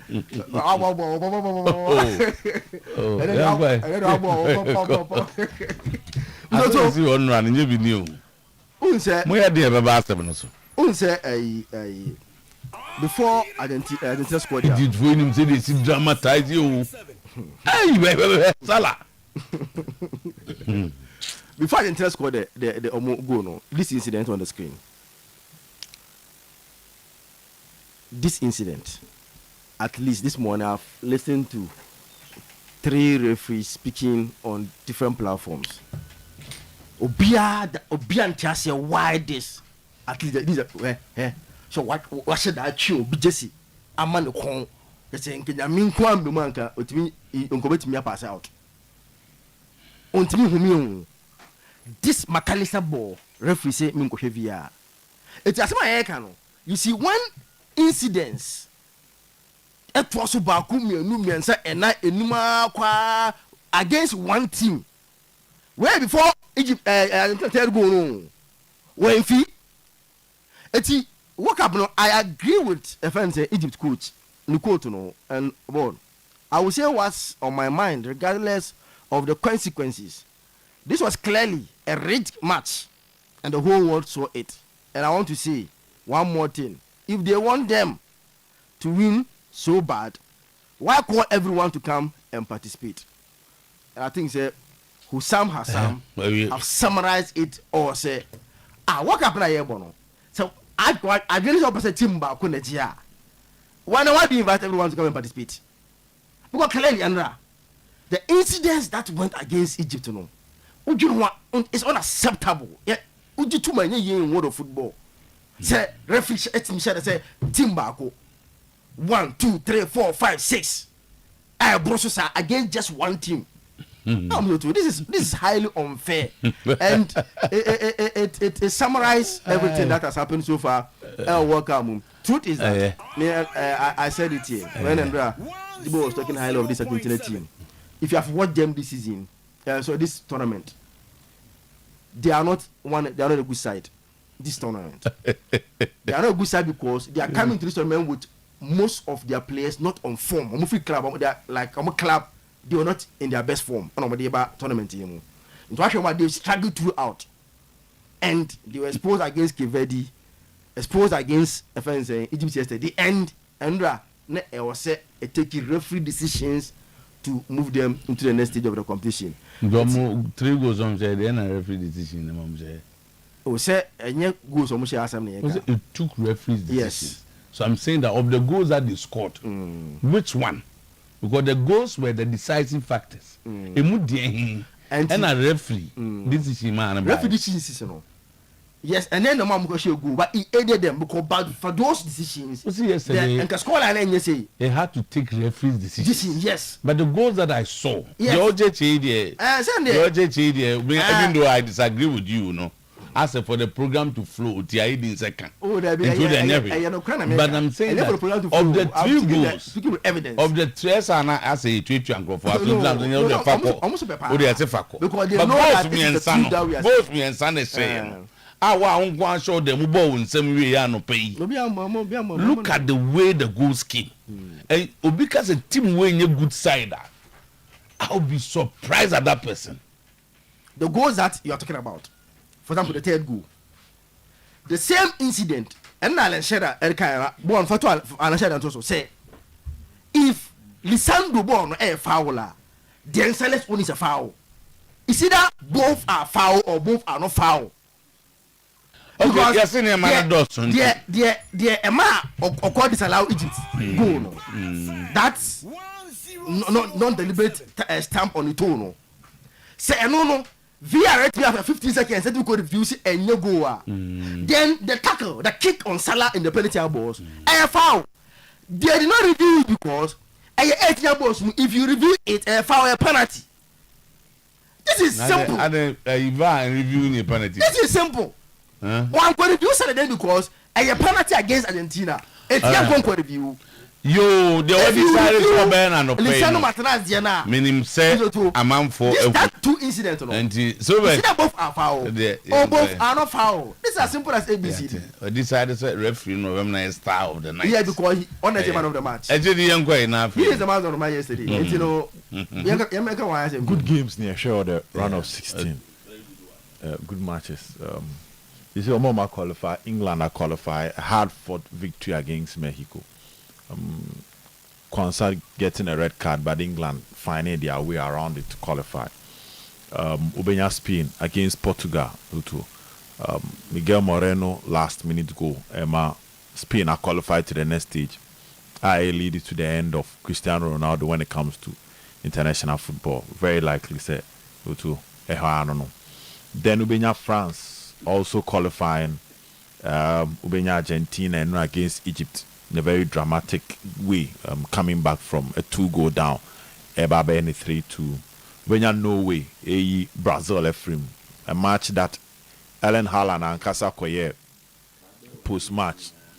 We are the two just said, Mr. Two, on one Kasa as a person, he did not expect to say, no way, Baby, Brazil film, but he's amazing now. Who said, looks like the word impossible on the crown. I saw think it twice about it. That was no way, echo. Now, Mr. Two, away from that, Switzerland also finding a way against Colombia. And also, and also people on penalties. Then Morocco also qualifying to the next stage of the competition. Yambo Morocco about so then Belgium almost only US a boy almost qualifies. Now it looks like you're separating the boys away from the men. Now in common say finally the European teams are back to where we expect them to be. Because we have England, Spain, France, Belgium, Norway, Switzerland. So 6 teams from Europe. And it drew the last 8. 1 from South America. Surprisingly 1. And 1 so free Africa. Asia for them to party in the crown. Now, the favorites. Looks like majority of the favorites now are finding their way to this particular stage. Ahead of this tournament, na ope team ba kwa manfo GD say on betimi aba tournament why adwuma na England ka ho. No matter what you will say. To be kai preview no o my abubo mu din bo England din. My reason was that tactically England have a good manager. Yembo England coach Nabaso. He's a top coach. And when it comes to knockout stages, he has proven that he has the ability to survive and meander his way through. The English team, based on talent available and the kind of former players in the bano, now only team you can trust. Though they were going to have some rocky patches there, but this English team, they have the mentality. And utie time at Thomas Tuchel, an announcement in terms of a more Diomoko tournament now. Tuchel the two just say he's looking at the balance of the team and the calmness and chemistry. And so far, so checking English team, no, and how passionate or mobile. It looks like as a Tuchel had that one right. But with some of the dressing room videos of the English team and how together they are playing like a unit. Yambo Tuchel Abaso and Biltu, I'm not surprised some do this stage. One of the biggest match on boy yes, a man for starting a doubt around the English team was the game they played against Ghana. But it looks like after that, Ombe hit Panama. That game against Mexico was never going to be an easy match, especially after the red card. The Spanish team first game against Cape Verde, a different idea about the Spanish team. But the Nema Spain supporters knew hope was that. Na Oshomu team numa first game was Ferran Torres, Oyarzabal, Gavi, and away anymore. And was clear that coach Efren de la Fuente was going back to the dressing room. And there was no way another South front three in the ball match in the game. And towards that after that game, South front three on news or movie. They don't have a proper number 9 yet. But Oyarzabal and Miguel Moreno and more Adibia, it also bring the best out of their team. First match Daniel Homan started was Fabian Ruiz to changes our coaches here if they have a rocky start no or Koye. Now Lamine Yamal is playing, Alex Baena is on the other side, Daniel Muswaba Beshim. And these are the changes Spain is Swaba and defensively they've been solid. Spain in tournament we know when it comes to the goalkeeping department they had options. Joao Garcia, David Raya, and Unai Simon. So too, David Raya being the best goalkeeper in the Premier League, Garcia being the best goalkeeper in the Spanish La Liga based on awards. But here you know, Unai Simon Ababe Dapu and he's been keeping a clean sheet throughout the tournament. And that is a plus for the Spanish team. Omoyam said one of the best ways to defend is to possess the ball. So that you know, Spain for no Ayamana into reality in this tournament. And I'm not surprised with how far Mababe drew. Modern. Credit goes to them, especially their midfield, Pedro Rodri. With the base of the midfield, game against Portugal, how overcome they deserve to be there. And they were coming in as the European champions. And as the European champions, you can't come to the World Cup and come and fail. And then one De La Fuente and Emranti. So it's not so much of a surprise when it comes to Spain.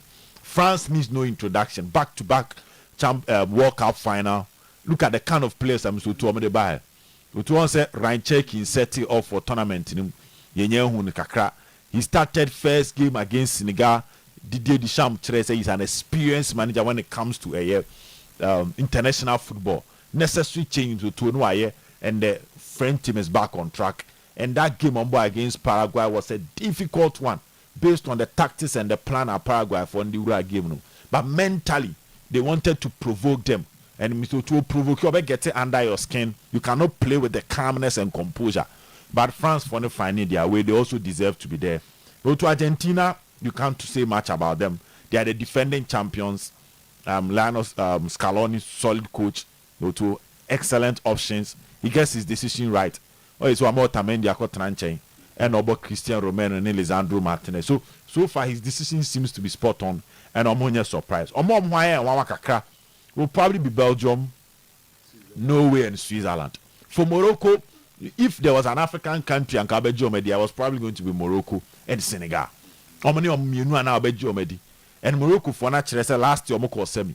So when it comes to inner belief, Africa countries lack when it comes to the big stage. Morocco for lack it. And they also augmented their team. So I'm not surprised somewhere. But for Norway, we have the dark horse in this tournament. Dark horse initially, now we were looking at Mexico, to some extent USA. Norway, but now they are the dark horse together with Switzerland and Belgium. Belgium, they are lucky here, but Rudy Garcia Chera Devi. And I hope it will be a lesson for most coaches. A drew baby, Obia Bomoding, a maybe a chamber, uniform of an tranching. Also, in the US, Doku was not starting, Kevin De Bruyne was not starting, Romelu Lukaku was started. He brings them from the free bench. He realized he made a mistake against Senegal. So, around the 54th minute, you Doku need De Bruyne free. And we told him to share 3-2. In the next game, one gamble, change is no air or the bet and almost US. So I think so far the tournament has been interesting. Okay. Germany, Portugal, and I'll let you down kakra.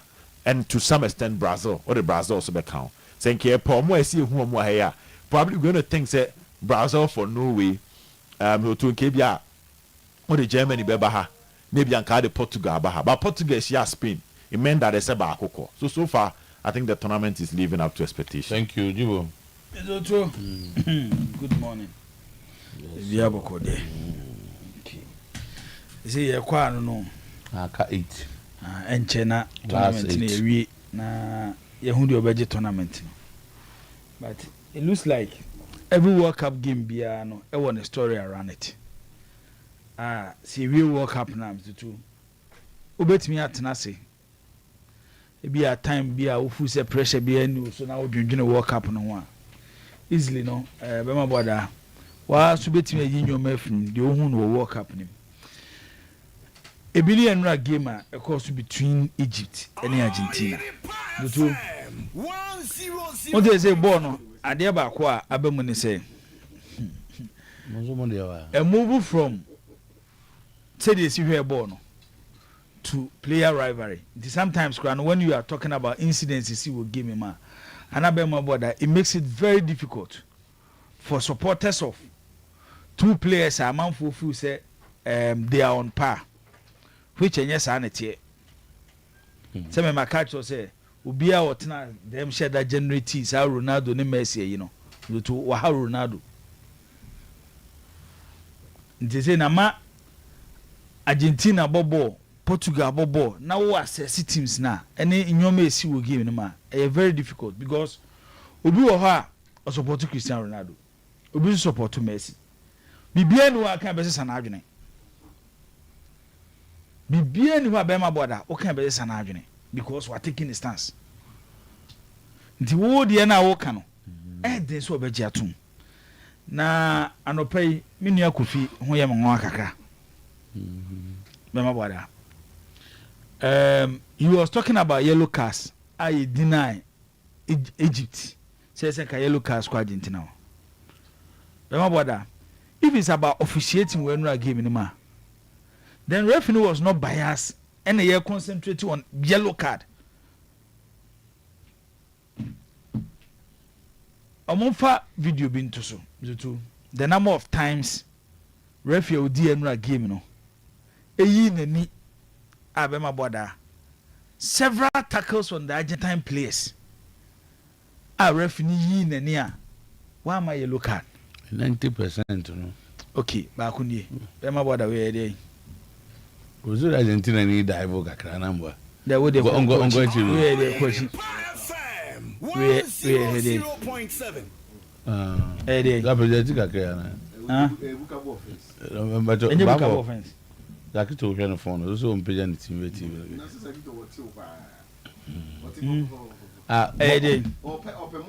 You will own other buyer. Yeah, man. Okay. Bizo to we dey. Oh, that's it. We are red crowd. We dey. So is it Omonko money. Okay. 90%. Hey. Hold on, money. You can't go to you. You be ko enima akwa konya pana. You be ko enyama konya pana tinyina wo. Mo de nya abotre. You be ko enima konya ebin. Hwe ne nan. So timita ache bona. Be bia ne nan na ekọ. Zotu. This there was no yellow card, nothing. You ko enim. But your omofa video no ko money. Zotu.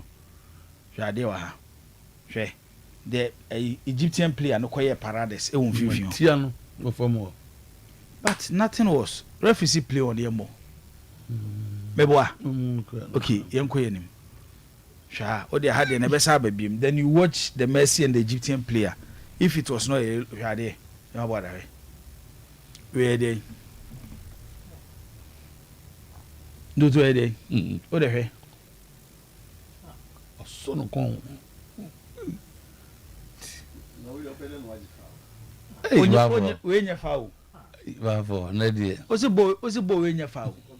Eti what I'm trying to say is say if there were some incidents Mr. O there omo come McAllister there no if it was not a penalty me share that nya line here but o hwe ba bia no mum enu gina clearly must send another video there Mavisa if you can help us with that video enye we na meka enye we no monko ewo Egypt player no she go Zito no Mr. so she go we already Jesse one man card.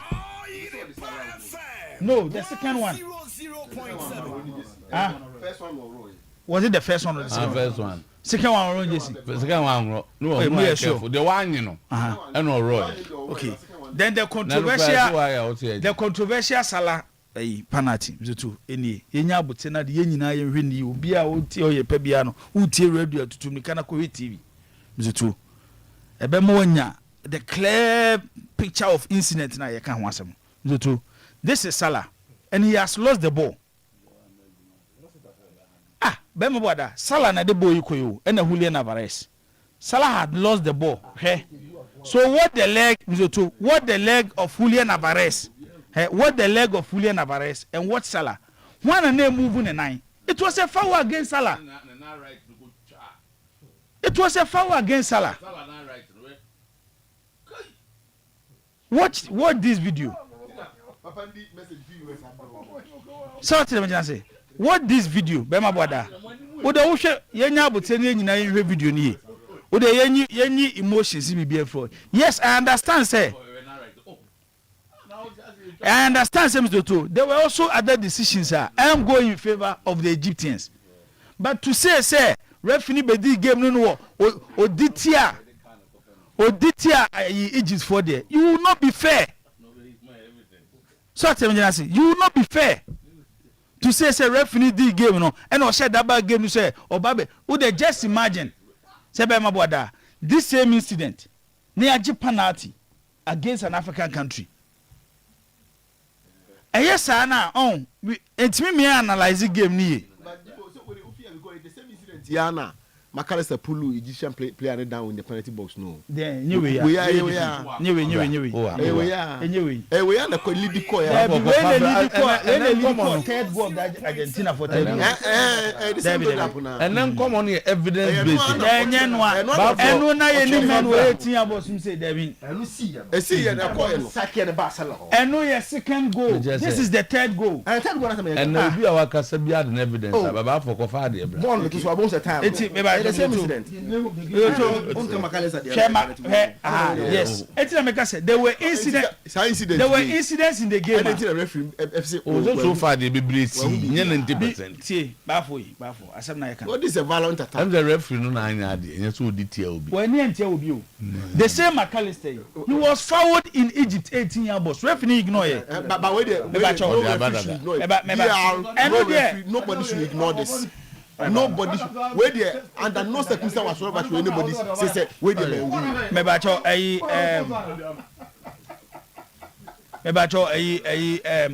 Vesa Monko the other side. I'm to young McAllister the Egyptian defender.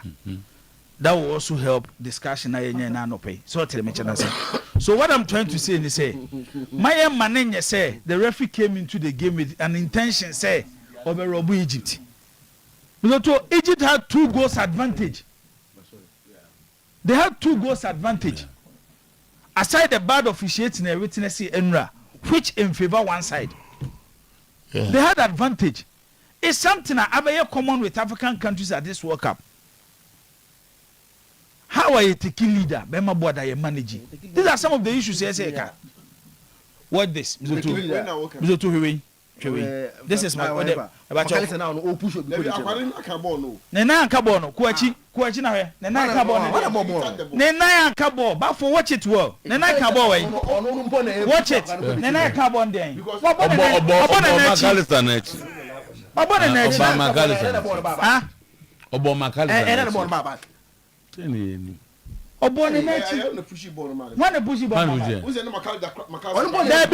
pulling McAllister.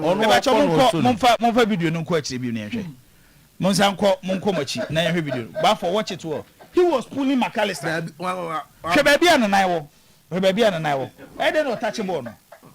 So I say, Eti, and yet, baby, yeah, shifty game na kono. Bema boda, yeah, shifty game in the akono.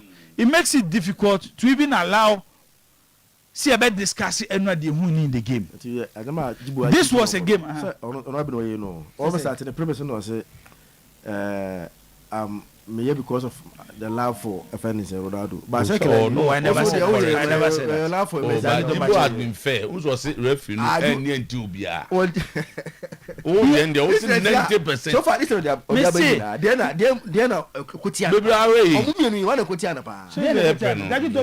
show only 2 videos. I've given my mouth several videos of referee or ignore foul or ignore yellow cards in the game. It's so many quiet to say. Referee decisions in Equatorial Egypt it's wrong. Yes. He also took decisions that affected Argentina. But the obvious one, key one. Wait, which are Captain? Wait, Wamakat. Key one again. Wait, Wamakat. Baba for. Wait, Wamakat. They will show in that they games or where record. But all your videos for yellow cards. Egypt player ni 2-9. Egypt player ni 2-9. Equatorial Paradise. Egypt player ni Tia Julian Alvarez. I know they never violent. Are you saying no they are violent? I know they are violent attack. If you call it say a yellow card, yes, a yellow card. This incident is a yellow card incident. And me say Christian Romero near see a man yellow card.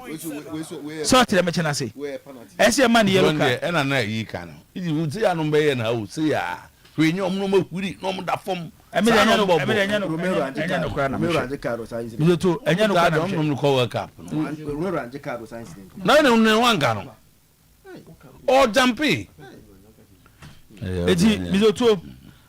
was a referee and the decisions affected both sides.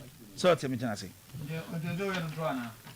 See, the referee made committed errors, but in tier 1 team, and I think that's a very fair errors. No.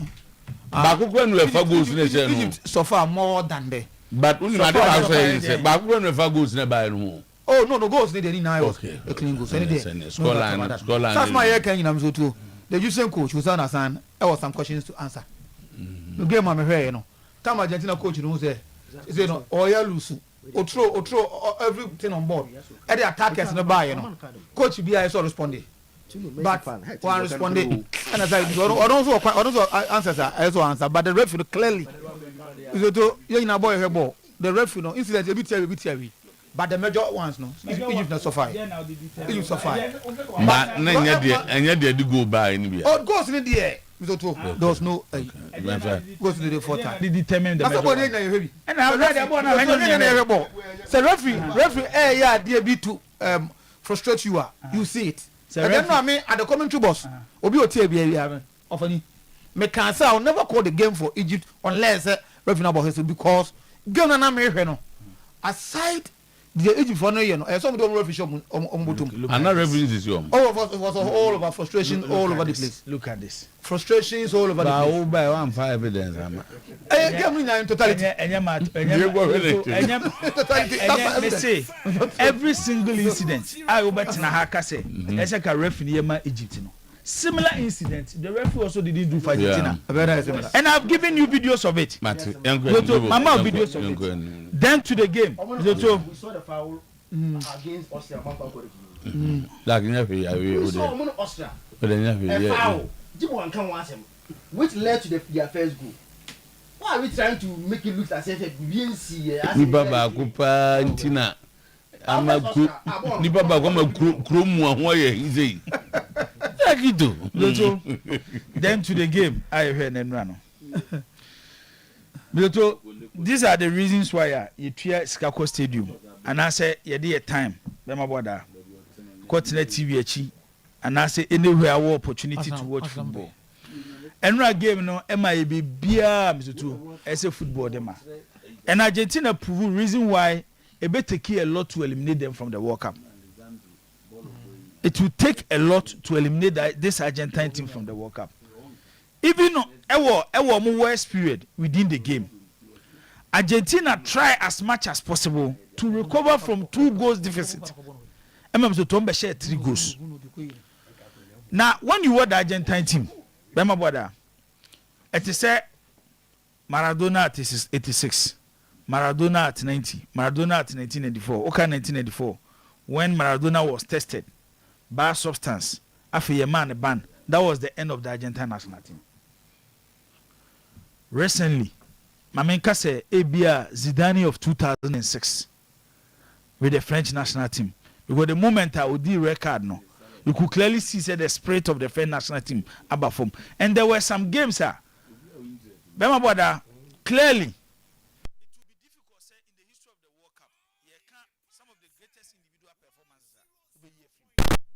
Zidane in Brazil quarter final of the 2006 World Cup. I'm saying and only World Cup game I'm sure closer to Maradona against England and then Maradona against Belgium. Players out to Muse or more carry on national team. On that day, no say no ma on national team. So this Argentine national team will not survive if Lionel Messi is not there. That is true. This Argentine national team will not survive if Lionel Messi is not part of the team. And then no player can carry the weight of his national team than the Lionel Messi. You know. That is when the greatness ever. Unim. Mashada walk up mabo and Bluto. So what has to share the Argentine team? Sometimes people make arguments and a Di Maria and away. Yes, you need other players to also contribute. But just imagine Argentina national team during the Messi era, any Lionel Messi and a national team in the Vijana. The difference between Lionel Messi and any other player, Abema Boda, people judge them to say be a Halan. Omudi goes in this annual man say. Messi is the chief creator. Born here, Kwashe Goa, or no never be a Jumano. Yes, Kwashe. And that's all no nation go no.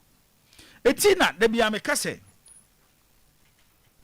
Obia or Hawa, Mizoto, Oyen Nyoma to bring success. And I said to achieve something. But me dear, Mizoto, you heard the great Maradona. What Messi, Maradona Kurano. Bema Boda, or Intimiane. Maradona on the game was centered around dribbling, taking on players and creativity. That was his strength. And they were here. Bibisa say Messi as a footballer, the strength of Anne de Hena Betchery. Hena Betchery. What mean defining the strength too? Because I was a Messi a good dribbler. Are you saying send a dribbling or any better than an assist? Are you saying send assist or any better than how we control games? Are you saying how we control games no? Are you better than goals Lionel Messi? Sometimes Bema Boda, we might have our favorite, but a brand ten offense Lionel Messi ni die. Udo bi adono. Upo bi asema penasem. By Messi is a different footballer.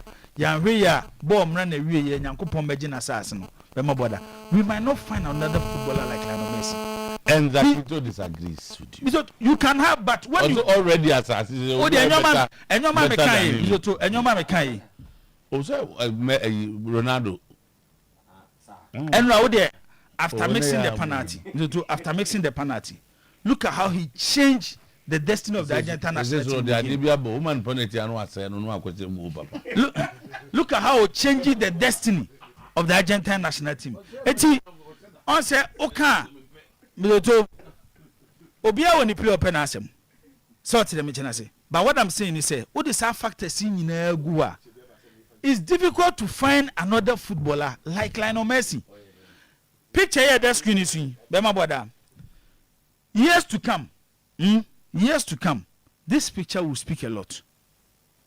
And they say, why will a whole national team worship one player? To say the airline of Messi, because the players understand, say, and they yes, players need to say, yes, almost contribute to, and there were a lot of Argentine players, almost contribution, you cannot take it out. But at the airline of Messi, Edu level, Edu, winning the World Cup with them, and Bebo Mada, every single game of Mobebo, you cannot take about NFL line or Messi every Argentina success. Hey? When it comes to goal scorer, no. AI. No. I don't know one born your point. I know after game. No, you know after game no. I dey point born now. Sorry. Oh boy. Them. Oh, but put on your bad. For your colleagues. What's Messi? And on say, I never say, or pictures will be saving for picture entry on you home. Picture away. And that's one. I had it. I said the moon team and you. Say, oh, say, I think 4 national teams. Say, oh, here, Estrona, Argentina, France, and Eba. Norway, then Portugal. So we here Argentina there no Messi chart him. Na chariot and no more channel. I just Argentina players ni nyina asom no. We here France there na Mbappe na every players ni nyina just ono the key man just say ono kwa dey omo no ko. And Norway so. We here Norway there na Haaland. Ono kwa dey enuase ni mu ansa na players no eji akira mu gya no kwa sefa on fanko. And now here 4-4 na Portugal. Na no Cristiano Ronaldo uko no and the players na kan nyina no until on the akro no say and I say if you had the phone no be cheche mu kire na say say my go no go coffee mu mi go mo mo yeah come on no asem say the individual qualities of Lionel Messi and what Lionel Messi offer as a footballer. So what na say na wa wo hye wo dem na me to no usum ya no obia no oti asase so a wo no usum ye sem to pa to don't make that statement obeka say like no Messi you will play or say no obia no a ka say wo and any be ka say wo and wo crofo any be there is no footballer like that there is no footballer that Messi. Never in my life ever. What is says Messi is a better player than Ronaldo. What is the strength of what is the strength of Cristiano? And the goal scoring ability. In my personal opinion. And it no, That's why we be. No, nobody. No, Theo. I never comment. Nobody can dispute. Nobody can dispute the greatness of Cristiano Ronaldo as a footballer. Who has Nobody can dispute it. But what we are saying is, who has disputed a normal Lionel Messi here as a footballer, it's difficult to find another player like Messi. And Ronaldo, example, it's difficult to find a player in this world who do what Ronaldo does. Argentina were out virtually out of the game against Egypt. Oh, no, and a referee compare. Then a referee brought them in. And baby, a boy, yeah, Messi Kwakujina, baby, Kelma Romario as a Ronaldo, referee a wounded. Messi forced the ball. What's why I never was referee the mom? But he brought them in because of the decisions that he took. And you run revenue. I know here. I want to say all the home. Yeah, that's it. Do you remember what that? And the opportunity for us. Say, remember what that? Say, say, yes, a timing. Now, who football every Messi. It will be difficult to find other footballer complete like Lionel Messi. That's on your guy. Oh, yeah. Messi, Ghana, could say. You can have your view. Yes, it will only take a fair officiating to eliminate Argentina. You know, I go have it. Emmanuel, Noble, the referee had a bad day, but Egypt suffered most from his decisions. Red cards. Because Egypt so the disallowed Croatian goal means it was rigged for Portugal. Felix Don, because Egypt lost this game from the bench. Yes. Siasia and Edi Kankaye. New Targent was African lack the mentality. No one should drag this issue. How can you lead 2 goals and give the Argentina a chance to come into a game? Tria referees in area. Anani Kunsuko Jose Opana Ronaldo fans. Muna mo bleh. Instead of blaming Egypt's stupidity, you are there blaming referees. Okay. Percy Ghana. If Jibo is accusing Zach of biased comments because of Ronaldo, then he also doing the same because of his love for Messi. I don't okay. Messi is a good, but Argentina is getting referees' favors. All right. My favorite footballer is Zidane. Okay. Send Debbie Amaka. Yeah. Debbie Amaka. Go Tino.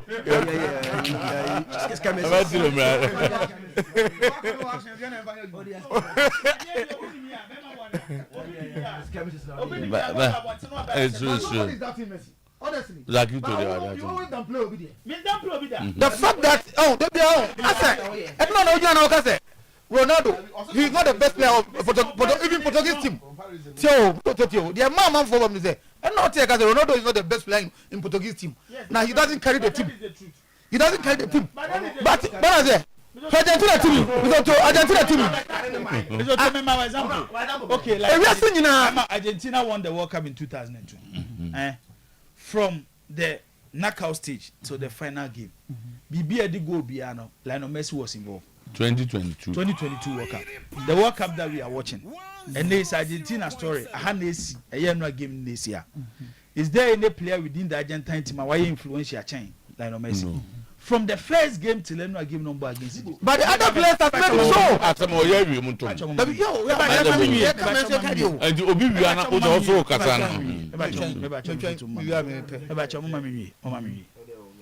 Say, Modi goes, and they define baby. When Portugal won the European Championship, now you can watch them. Cristiano Ronaldo scored 3 goals. Nani scored 3 goals.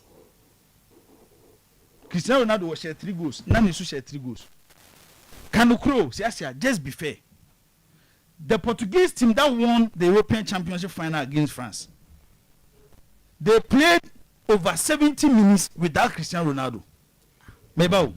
Can this Argentine team play over 70 minutes without Lionel Messi or Magic Cup?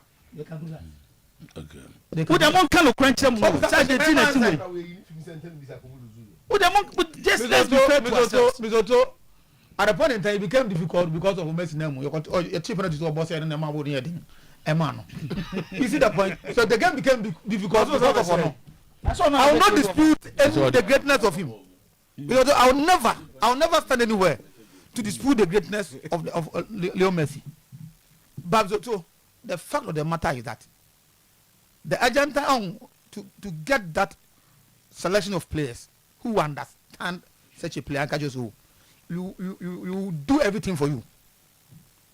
So Messi, look at how Argentina players so many J. Enough for me. Enough for me. So start to get to that level, number two. What I say, say one, the Argentine team no abaso. Any Messi no. What I say, mechanic greatness. What I'm saying is, the technical team and the entire team no has agreed to say, they will die and do everything for Messi's greatness, and that is there. Yes. I think that guy has been lucky on football career. Okay. In Barcelona, it was a similar situation. maybe it was something special that in Barcelona was that special. Oh, yeah. But the same Messi went to other teams. Yeah, who that greatness was in Barcelona and in Argentina. No. Now he's gone to other teams. Who's that? You know. Even though the ball, come on.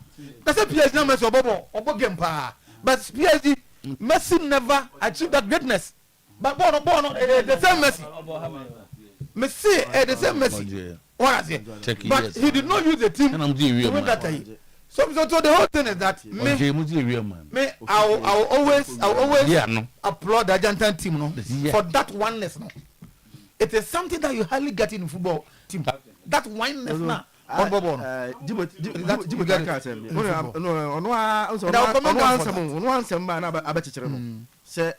The contributions of players. Last World Cup, I was Messi. No. Can he quantify Emiliano Martinez saves quarterfinal, semi-final, and the final?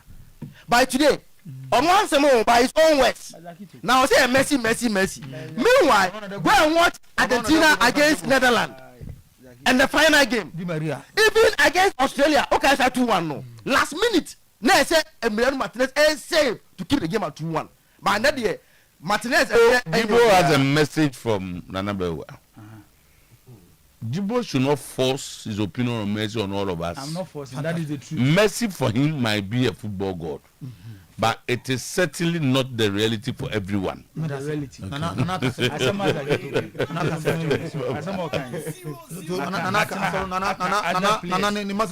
Other players' contribution. Minka say. But me say the Messi contribution on the Argentine national team. When you take him out, and your national team be more.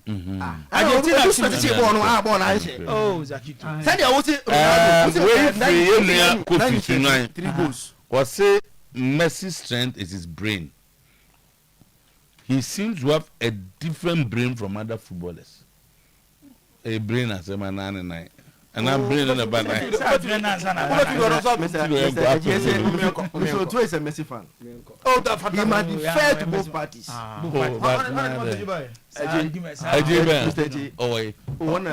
Liberty you feel any day. What a tenant. I don't want to Messi success. I will name football. Nafasa success in Cristiano Ronaldo. Can't Kasane. Master, what he has achieved, no footballer. Obedient to me, no. As I'm no credit, but the young 2-7. Messi, dear.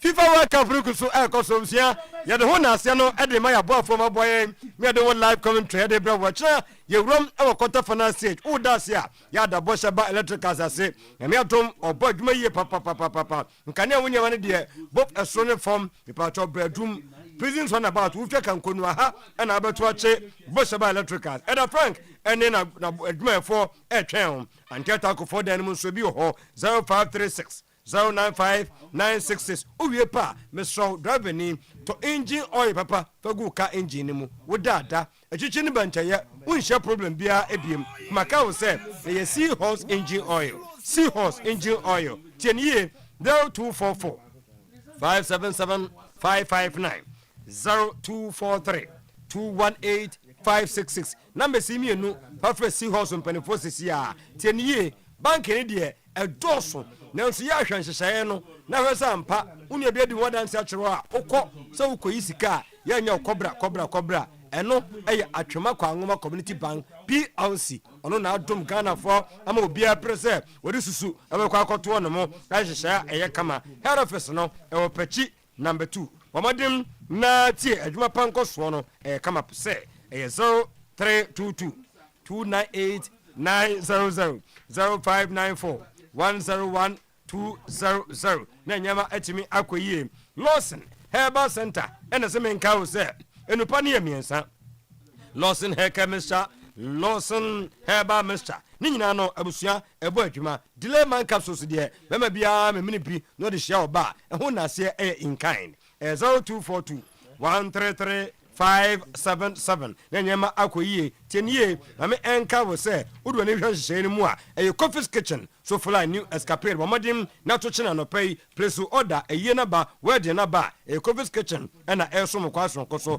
0248 613 056 0248 613 056 new location no ɛyɛ Abripo Junction Sheffield Station opposite to Anche na no nso yɛbie ɛde atom medo ɛkɔ atwemunum Dr. Caesars Lina Energy Tea ɛdamu yi ɛbrɛ ne nyankɔ wonya numbia numbi bo so badwe nso nkakra fifre bi ɛteterew de nipadua ne mpɛ no uyɛ pie ansampo no onya aduane bi adi toxins no epia de bia ho denden onyare bomaden ofu clinic ɛwɔ atwemunum hɔ no mo wɔseme nka wo sɛ wo ba no wɔwe junior high wɔtifie bomaden ma ne mmra yɛma ne bi nkɔtɔn no miɛnsa wɔpɔn sika aba akora no ho ɛso ɔkɔ ɛsɛsi a ɔmɔmɔden na ɔmmerɛ bomaden gye number yi ɛwɔ 0244 462689 0244 462689 Siemens Herbal Clinic na daruma yami adma china live commentary no yɛde a free na kache na de abrawo na commentary wa boy ye pa waseme nka se yade ne ye stroke STI sciatic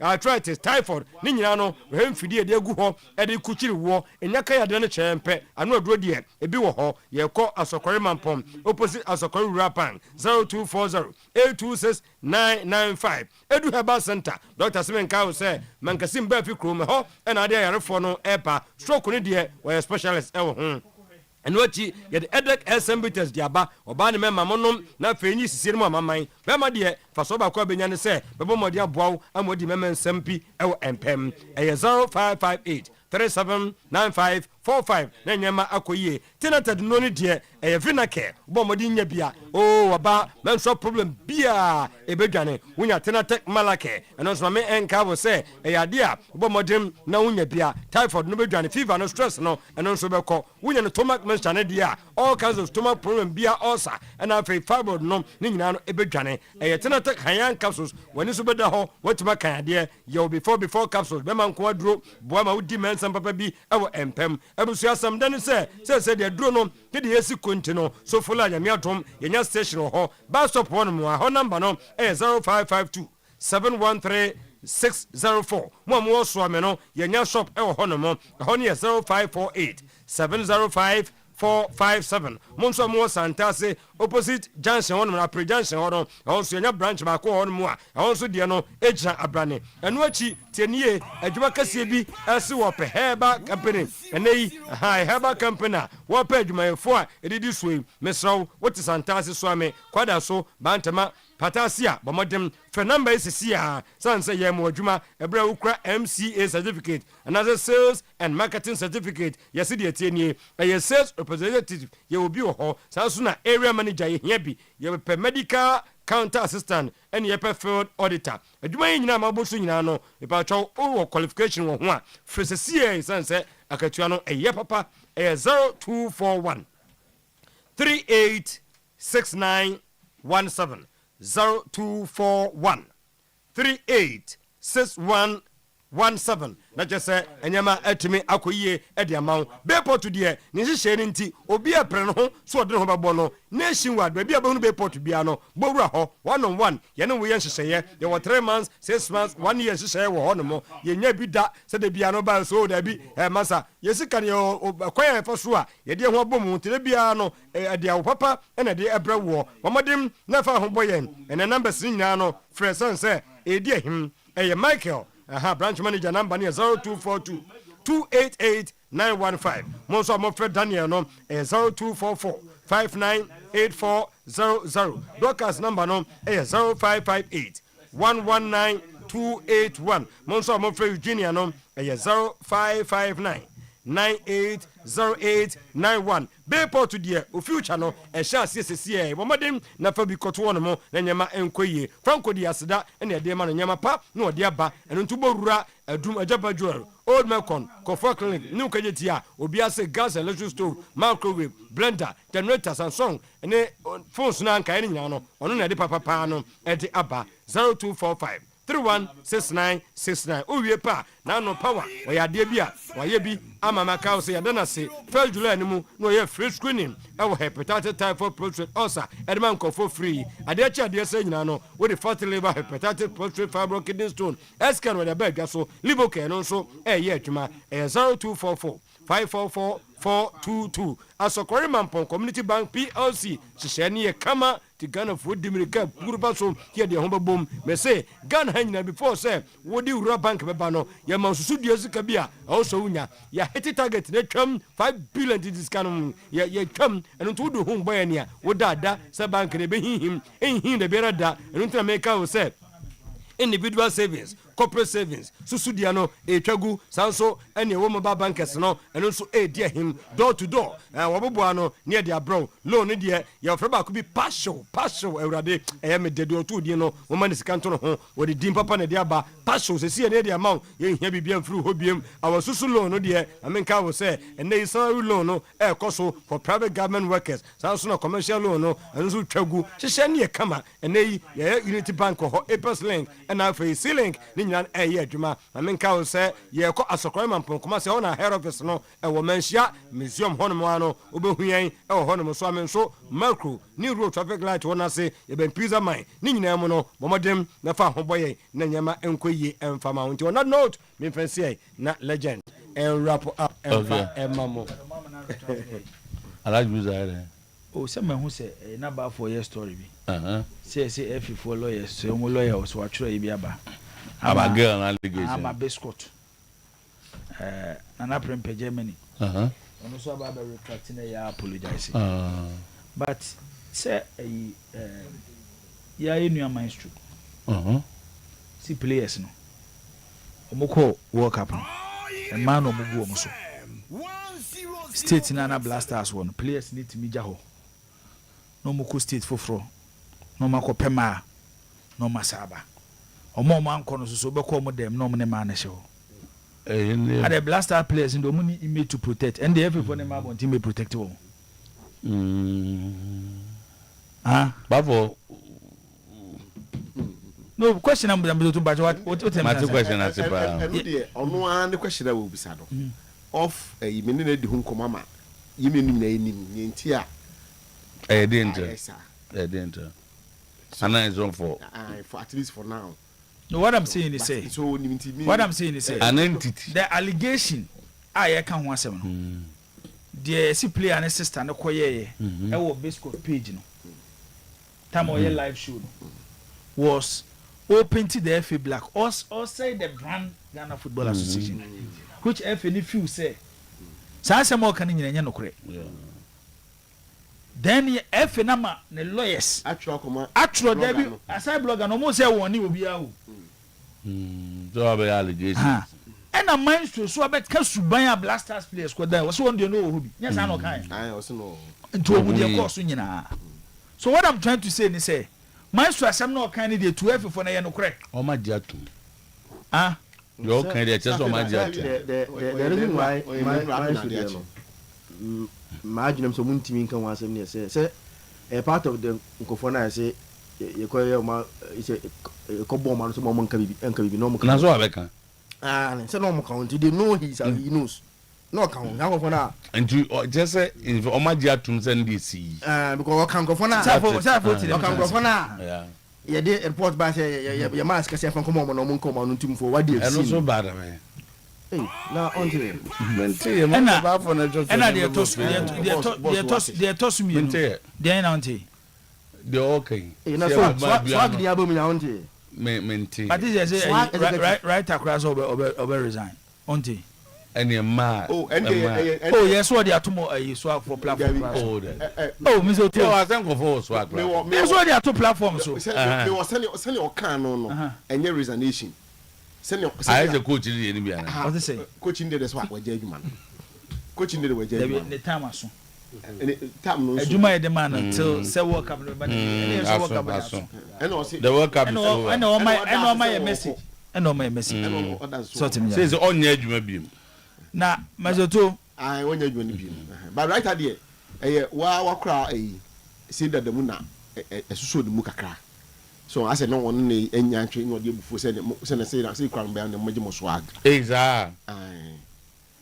Enra no kra na nen na sabati I say okay. Yeah. No kra na nipa mpeso e be ka kire nipa. Obi de oya akoko ososo ebi kure betia so na no ye bu na no. Obi de oya sebo anajata ye de ense wura na numa wan ho ye obekaye. Eno na ye fifo ni yi. Eno na ye fifo ni yi. Ade ye call last World Cup. Asema yi Abranten the Osine sister no Abranten so be deny say won enye sa na tie. Any allowed goods are the difference be no. You to ensunsun be no. Ade grow. Who Mizoto ti hey, unim de into say Free Blasters management committee. Of course, public knowledge. So unim. Na say na no me allowed ko din komo you told me. So obi anim de into say Free Blasters management committee. Eti ade na omo de. Because the action na ye kan ho asem no. O de me ye mfa the story no, action na ye kan ho asem no. Say sunsun ye ni. Ana sunsun ye wom. Me say me meti hey, be ma boda. Footballer bay. Say nye ayi player ya ijano with the con. And you wure your babon tin say na busuani o say ni dia. Amanfo bi say nye na busua, ebusuani na busuani. Ebe kan ya. Maybe your opportunity to listen to coach no audio send them other con. I read senka one day. Could be very bold. I'm to took audio na babontin. But where you ask me the answer substance. No, what I'm trying to say is say, e bi mu de omo kan yentimi enye omo hwe. Ana biscuit mu de and biscuit yakoko. Say biscuit na mu na be. Hey, na winning players na e na mo sunti. Players na mo sunti a efe ni ko US no. Ya ba bonti say players no. Ghana ko World Cup ni anya de omo ko e ma no mu gu omo so. Say no credit at don't nya ho. Eti eno de no kre. That's why they are not suing. Omo me challenge here me wa. Eno de no kre. Omo job for omo for now. No, because on say ye pick and choose. That is what the FA is doing. After Maestro no, Maestro there, Maestro here. Yeah, Maestro as pick and choose and so go move in there and pick and choose. Because they players. Because they players. It was we sure pass say players in kwa say man players the code, players in kwa na de ma code tell. We are just finding a way to we are just finding a way to tarnish the image of the players. Na they akata dey see wo hono so. No, but Maestro and KF. So what I'm saying is say man for adwuma ne nyina ye wo mo. Ene enim adwuma say dey sitie. Na so tan so me jam na do bebo next match. Na say the easiest say ye be choose ye the players. Na next match o ma sa bebo. Na Ghana board. Na one e go from. So omo dey, omo ne etwa ball ma, and the players omo ne etwa ball ma. Omo ni we kan. Anyway. And I dey make them. What is say Tony Odibiase?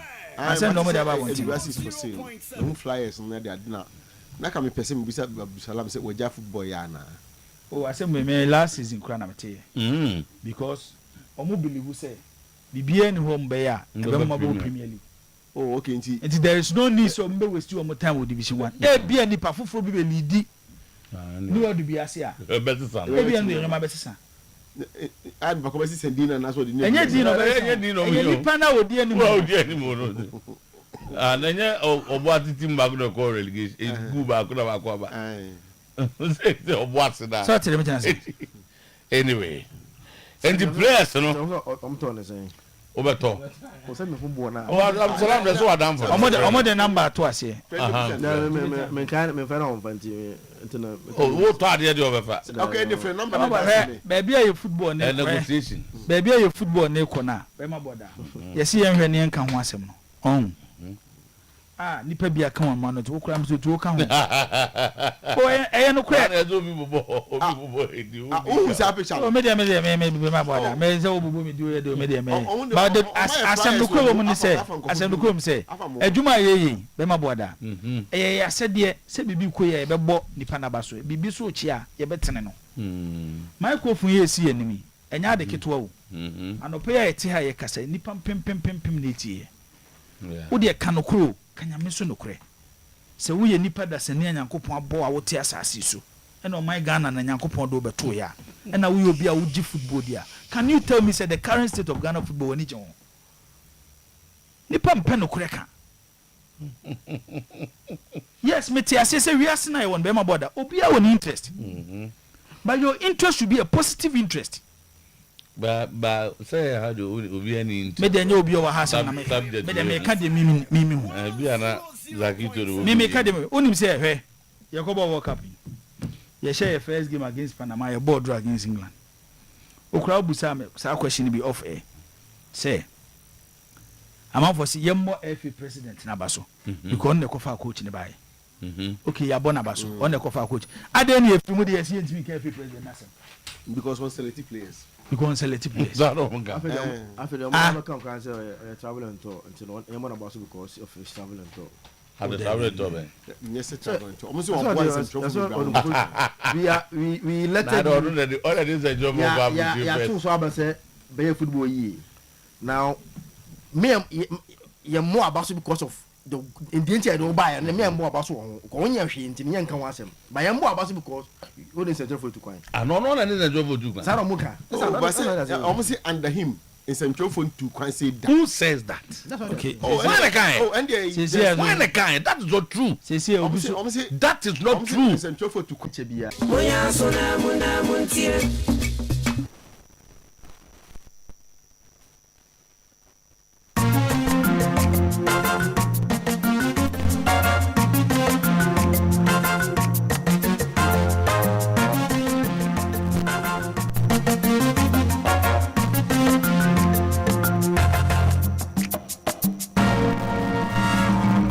Oyerepa News.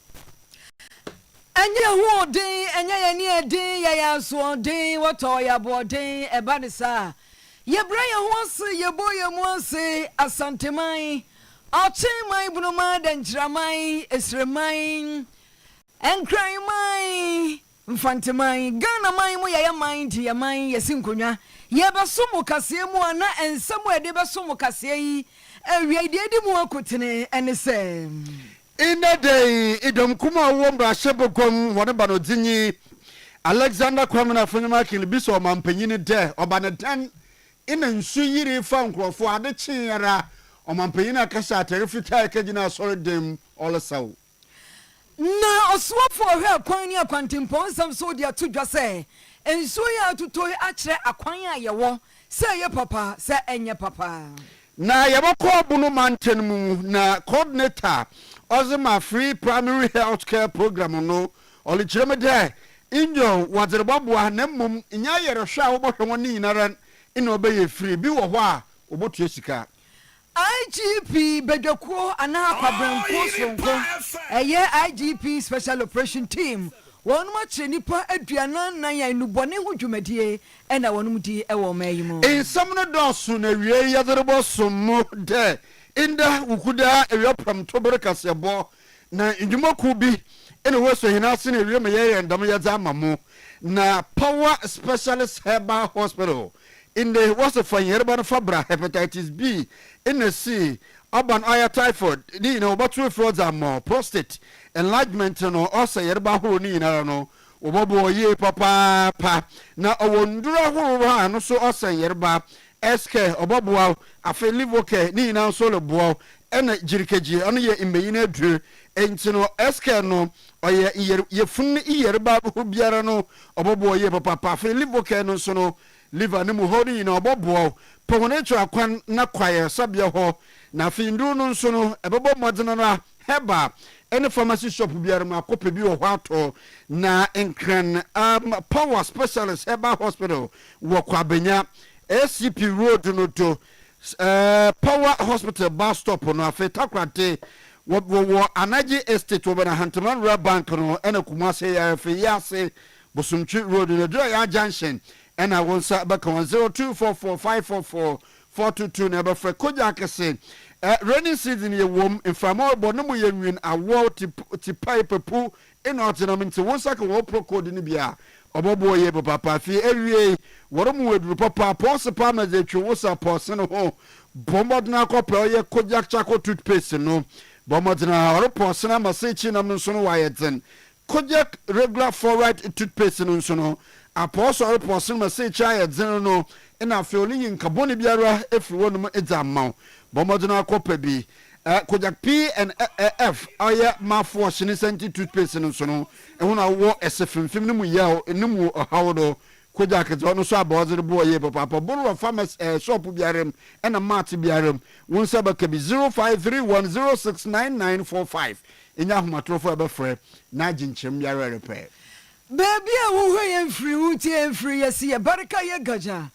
malolo apena mi akata tanyi fichiam ni wala don Tipo si zozo itipa ya pamsindo tunde. Obrigado, asante sana, aloha mahalo. Akinle, opedo, mochumi. Mungode, merci beaucoup à vous tous. Yeda munyina mwasi, big up still fi al mi aidrendem.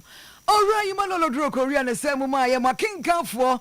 Eye me, PNCA. Lodi, mene. Uncle, ebo, baini. Ensam no entremo eniem osio tutoi yirifa omanfoi yankopon hu yamabo ese ejapade na fe ema etoda yankoni amafrise yangotamu asie na ayiri entie nam so manim difo ekasa omanfo Ghana manfo ye kyerɛ na dwen na Ghana oswafo hɔ akwan ni akwantempo nsam so ene onimonyafo conference Kwame Agboja wosi nsuo yi edi asem baba magana yazo wodi asem aba na asem so aba efri se nsuo titigu yei a nsuo ni nani ye den afiwe ni mu no akwan dodo no amu atuetue ebi okra gotani ho tu bɛhwɛ na nsuo na yira faso na akwan no ma hyeche tu ukon fifi mantem ho ba bi o manfo nko emanfo emma ba easy ba enye easy kra oswafo kyerɛ sɛ wo yɛ contractor yɛ de dwumadie mu asɛ yɛ kwan a drainage ka ho ba bia nsuo to be yira fa ka ho ekwan no sɛ be compact mu be den eno so e ka ho style bia wo so mo hwɛ na wonu ye ne ye sɛ de be ya emfie mienu ekwan na sɛ emfie mien so mo ye kwan na sɛ emfie na mo ye kwan na sɛ no be de kel enya kra ni kwan sɛ ye hu bibio e wo mayi mu. So we keep saying that it is not merely how many tipper trucks, graders, dozers you have. It's about having the know-how to know what to do. If you come and pack a lot of equipment, you don't know what to do, or you don't back it with the competent engineers and other things, the work will not be done. I will also add that the rains this year has exposed the way we used to do things in the past.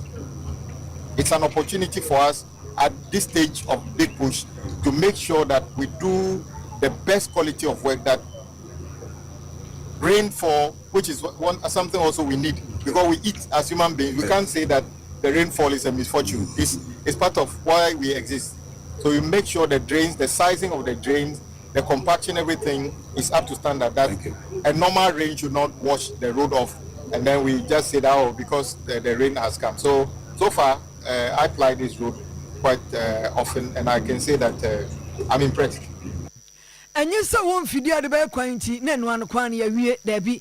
It was so your quano, ne quine soon in suota, and who Nayantimin Case, and so soon to, and I so tona ya quino, as a ya, and so no enya ye near the Atnas say any padasani, and Tiany and no may, honorable Goffin Sakboja, Ghana quine ya quantum pon swafo.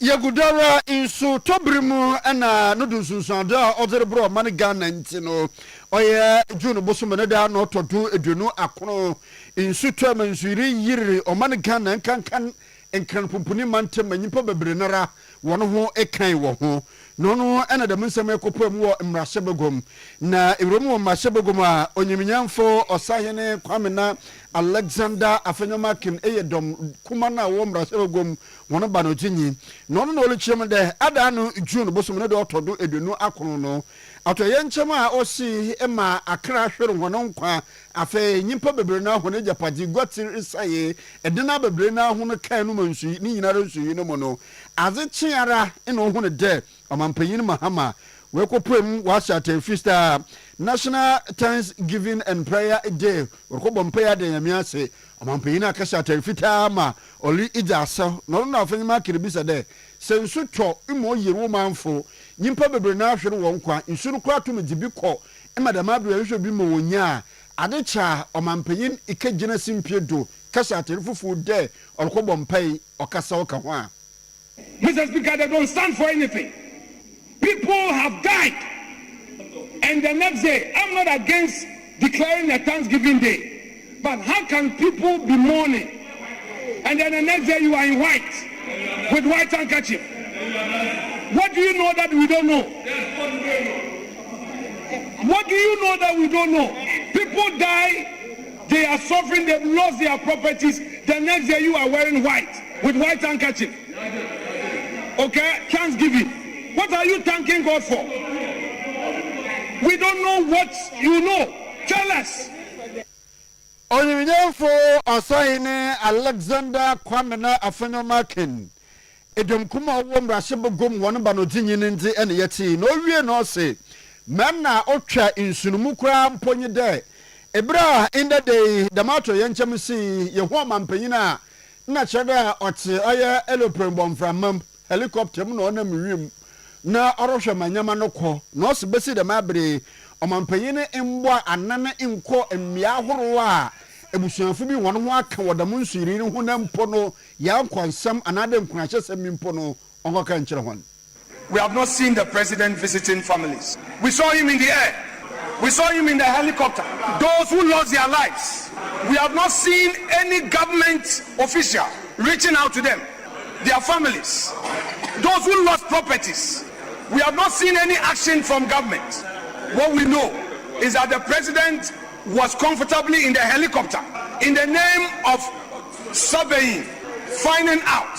But Mr. Speaker, the people who suffered are in their homes. Is government taking data of those who suffered? My own Winneba, Efutu, 6 communities were submerged. Jenjanazi, Atachado, Jahazi, Mr. Speaker, interacting with the chiefs and the people. Mr. Speaker, they are in pain. I've spent days with my people. Mr. Speaker, the roads have been cut off. They can't go to their farms. Mr. Speaker, we are talking about Accra. Winneba, 6 communities. Jenjansi people cannot cross Winneba. Jahazi, they cannot. Atachado, they cannot. Inswechi, they cannot. Osmompeyin, they cannot. Atetu, they cannot. Silver Chrome, they cannot. That is the situation. Mr. Speaker, I hold a view that, Mr. Speaker, beyond the optics, government must demonstrate serious action. Enti odeye meyabaye biara na na monuto ayedibotu insuri ase aboho ba no yenye Osahin Kwamena Afenyomakin nenzina yeti. Yo, yemfri ho yenko enuboni mu ensansam emue. Sadia hwemu kire se onum aduboni a unya adwenbone ekoya adubone emewie wo bone no. Ghana mra ahodo a ofra no narcotics laws no etia se ubekura wi ananuboni bi tise tramon ne eka ho.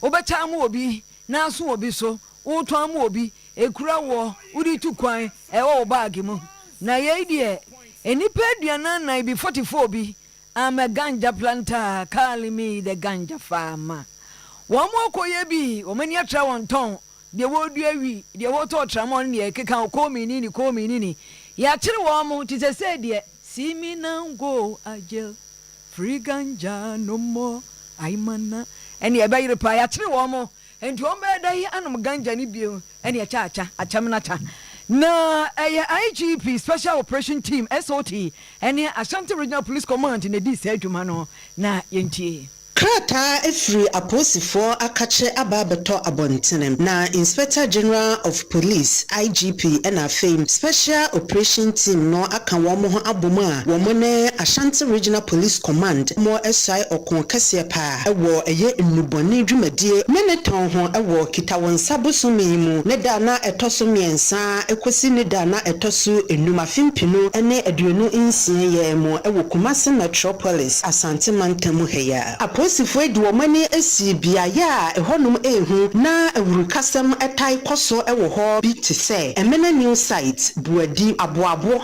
Ashtown Kodie Bremai Pankrono Jinyase ena fe nkronkro bi a etete sa ekowie ekire no na enipa aduanan enan ena aposifo susu se wo mo ahobon sa enubone hu nsem ebi sa enipa aduanan enan yi emu aduanan baako eye mema ena miensa na aka no eye emma krata yi kiremu a enubone yi ye se wo mo ede komiaye ahodo na afen so ne ton no wo mo de omani asi asuafo a wo mo ewo suapon ahodo ni mu aposifo kire se eba ne nubone hu dwadie na mrono ahodo a suapon ahodo no ewo wo so no sampotem ho pa na sa enubone dwumadie yi edi ehim Emmanuel Dua ewo mfinhia aduonu enan wo kan wo mo a ene ya aposifo ensa so wo mo panchini no wono de wo mo kiremu sem wo de nubone yi ayetofe a wo bohu dahuro ewo abefo ntentanfidie so a wono de asuafo nko a ene oton edema wo mo Richard Boatin nso wo mfinhia aduanan enum wono nso ede nubone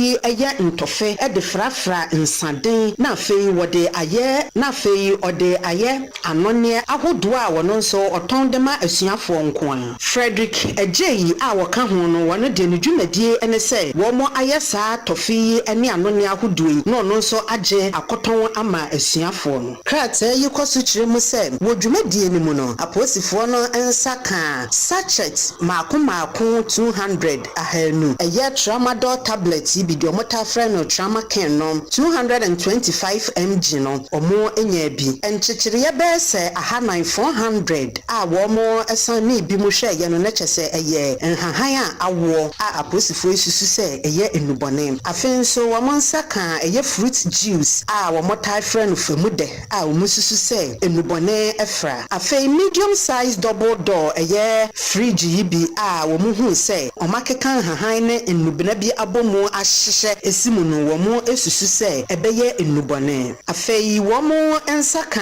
Resla rolling papers bebre ewo ho afen so omuhu poly bag tuntuma wo mo akyekyere anopampe no nsoso no na ye nhaban a awo na egum a ne nyina wo mususu se ebeye enubone afen casino jackpot machines no nsoso no wo mo ensa ka enan a wo susu se eno nsoso chacha na wo mo ede eto enyema yi nyina akodi aposifo akache a aye enyinaso a wo mo koso akire se ebesan so aboa ama wo mo hwehwemu no etimi awie mudi Ghana Police Service no egusu a afoforo bi a aka ne miaya ahodo bi no nso no omugusu a edi ho dwuma sane ebeye a omu betimi ebrebra miaya ahodo no nyina ayiyi saa nubone nyina ne kwan a namso ene wo mo a wo mo ho ebon mu nyina etimi efri oman mu aposifo yi kiremu a obi biara nka na koma ntuni ya titiru asuafo awofo na afei adesua bia ahodo no nyina se wo mo dwumadie se ombehwe abo obi bia ho ban no wo mo ededie sefata bia ebegu akwan mu atimi abo obi bia ho ban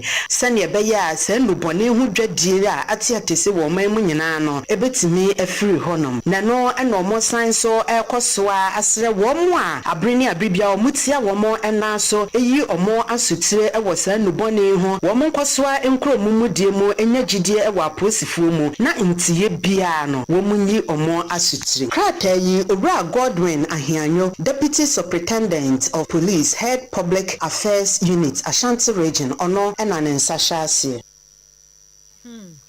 Entina eho asem no operations a woye ya wode kwachi nipa aduanan no eho nsem no Owura Kofi Nyako Eric Ewemu ewo bono mantem no mu a free primary healthcare jumeja award dinu hwan ono na oye coordinator edano na orika say there in the free primary healthcare initiative no wa bada oroboboa na ɔmanfo enya yarehwɛ no yɛde nie papa ne mmom wɔreka na wɔakyerɛ mu nso ndɛ ɛnyɛ yareba biara ɛna free primary health care no ɔhwɛ no free ebi wɔ hɔ a sikatua wɔ mu yie papaapa na ɔde dɛm asɛm nyinaa to gua dɛ nne yareba no mpɔmpɔnto na ɔtum na nne wɔahwɛ no wɔapo wo wiri no mu no anaa kɔn a wɔde wɔrɔfa do na wɔahwehwɛ mu wahu dɛ yareba bi yɛpo wo wiri no mu no ɔno na free primary health care no wɔbɔ mmɔdena na wɔde ɛhwɛ ɛma biribiara ɛkɔ nkan ɛdi mu yie papaapa ɛno nti no ghanafo nhyɛ ne nsew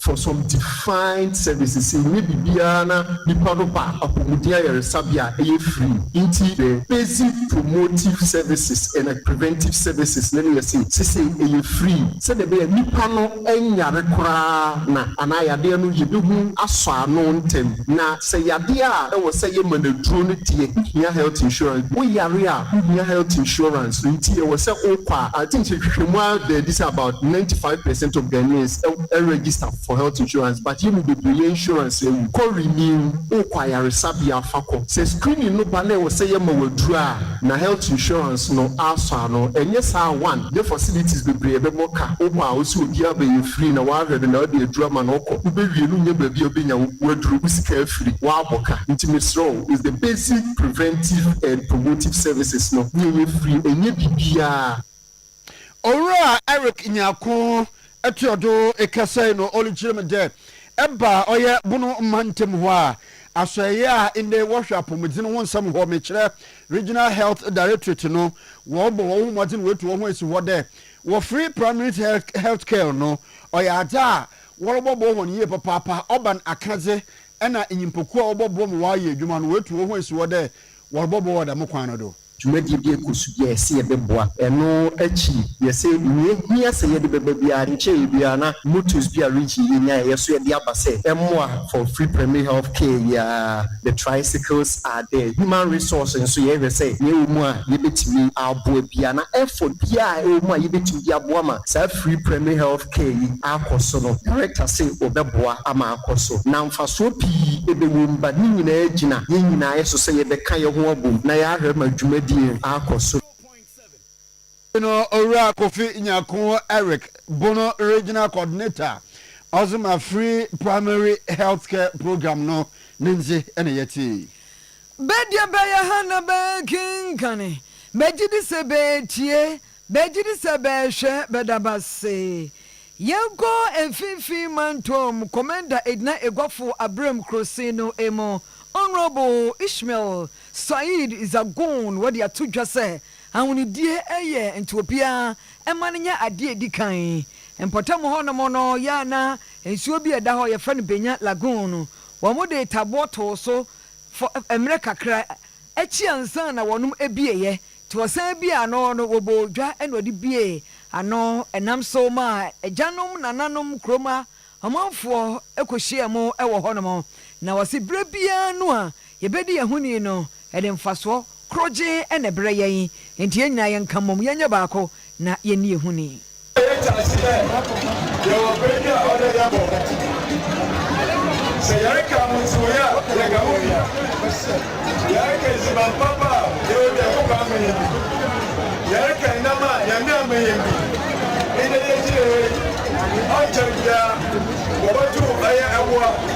Dawa bana me wude yere tuma yere na masam onye tete betita sele makene bibe ye piano se ya fa otore da fa ya otosi na me kan ile ene kwa cheye ya na yanchi afa ya shelenge ne kase odina awotoro elmina for wabwa for the past years ye tumna ye clean elmina Monsieur, I am a codo, near to him and Mina, white government. But Sunday, that tradition areas, Wamenda, and then above April. I know anybody under Elmina. About 4 for the capital town. There's a capital town, but to go to Puna. I'm going to it. And look at say, anti Bacano, and I went to ye. Ai bakatwe afase etwe dom fredom ema ɔmanfoɔ ɛkɔ hɔ nam so ma Ghana Tourism Authority Central Regional Director Oro Charles Kwaku Boaben ɛkɔ hɔ bi no ɔne ɔkatakyie Nana Kwaku Akon yɛnsɛntwerɛni a ɔwɔ hɔ ɛdi nkɔmmɔ wɔse nipa dodoɔ a wɔn ba hɔ ɛbɛhwɛ saa adwumadie no bi ba Ghana meamea ahodoɔ ɛtwe dɔm no ɛnyɛ asɛm ketewa ɛnti ɛyɛ adeɛ a Ghana yɛwɔ azɔ yie. What time is a very increasing the number of visitors into the country with festivals such as this. As a year 2025, the tourists 1,300,963 visitors. Never Ghana. Now at GTA, the projection is a number no it is tourism has proved to be very resilient. As I said, the new affecting the demand. Anything that we have see about the ball, a demand traditional cancer. Children, so they will go to me a celebrating festival.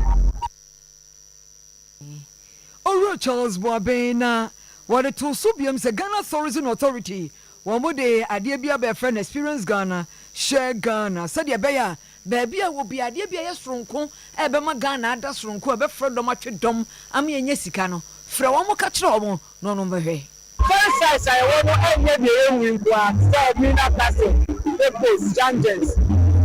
Good brother, now, answer, say, there, on a day, I say, no more than you.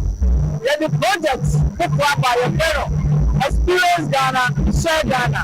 Sebia obi the site we are all over. You make it time with pictures, na video, no one post. What hashtag Ghana Tourism Authority? What post? Say a picture no share near. Never know recognition. Recognition no award with the television and our phone and I begin about attraction. They increasing the popularity. If you want to tourism authority, then districts and municipal assemblies no couple so they are provided. Oro Charles Boabin, a Ghana Tourism Authority 50 mantem kwankyerɛ for ne ono. Yankopemu wa kunsu bani okrom. Ni na romu wa ahafano South West Krosina se asante mantem heyara. Na coffee ekuafo a wo ene ne workase wose wore braye papa and one is in wait one way so there coffee ya bi na wolu dua ne mukuaye na wode abo man Ghana ya krabia kwama no nimpo ne botuma danda ne bimu wo man Ghana wa bo me Yesu kasema agire ye papa na wolu kirem nso de emmo a wada aba no tumo wode bo hwan na hono dwumagina otumu kodon wo hia da mummo ye papa wose ehwe oye kokoboda abana aja inde wa bo hon ye papa Oma abano krampo no twabodo to do emekoko body scan what on wode mo ho nanso no eba oye coffee wona ekwafu ma atofo na waba na wona na wohwe bu bia opebia na wodere manche wolo sa abane de abano mbono mbodenara na omrem na inde wonso wodwumadi no nkodo na wonya sika papa na wofambo wode da mensam yina tugwa wabre enwom wo oye kunsu bane ekrom a Coffee Farmers Association na chere woro form ikuara e wo bane ekrom no wode abo hono dwumadi na wowie no opinion obada hwana no eyo owura Isaac Amufa ino je hwana na emde dam nsam yitugwa because any pan price na enye afeso a no obisa na afi ne to net say afi to so ti na se nko ya any pan wanye dai ne dokura edi mana so obedo mi amado bi nso ne to no enko ye ma me edi se meje fufura edi asa atoa so enti no kwase ne to ne de ihia tofo pa o ye nya tofo e pe ye nyina ne dia be ne ha nyina ya ye ne kwa because we bro ho na wo to coffee ne ba sisi aka akra bi ne ye ti coffee e pa se ye nya tofo a adwuma ye nyina ya ye ne kwa wo mu abeje akodua ni pare ba na se coffee ya anka do abeje akodua o no ho enya na kono kra na wado ho Isaac Amufa oye gomitinanyi Bania Chrome Coffee Farmers Association in the Yatina, Nukwa Chromun and Assembly Member, Ozima Bania Chrome Electoral Area, or Mianfo Kingsley, sorry, and Ose Imabune, Munyan Cran, Shawe Quayam, ye papa, ha, in the Quayam, Waya Kondo,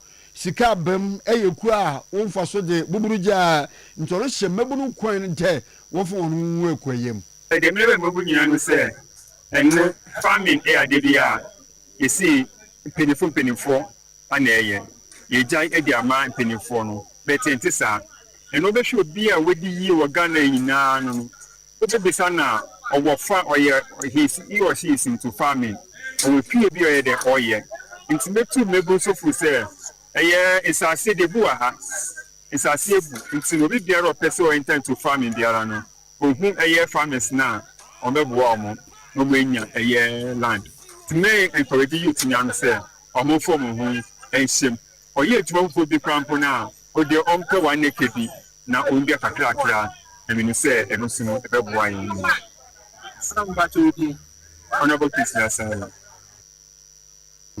enti oyiminyafo Kingsley Asare oye assembly member Banye Krom electoral area wo Afano South West Krosinu mu wasantimantem heyara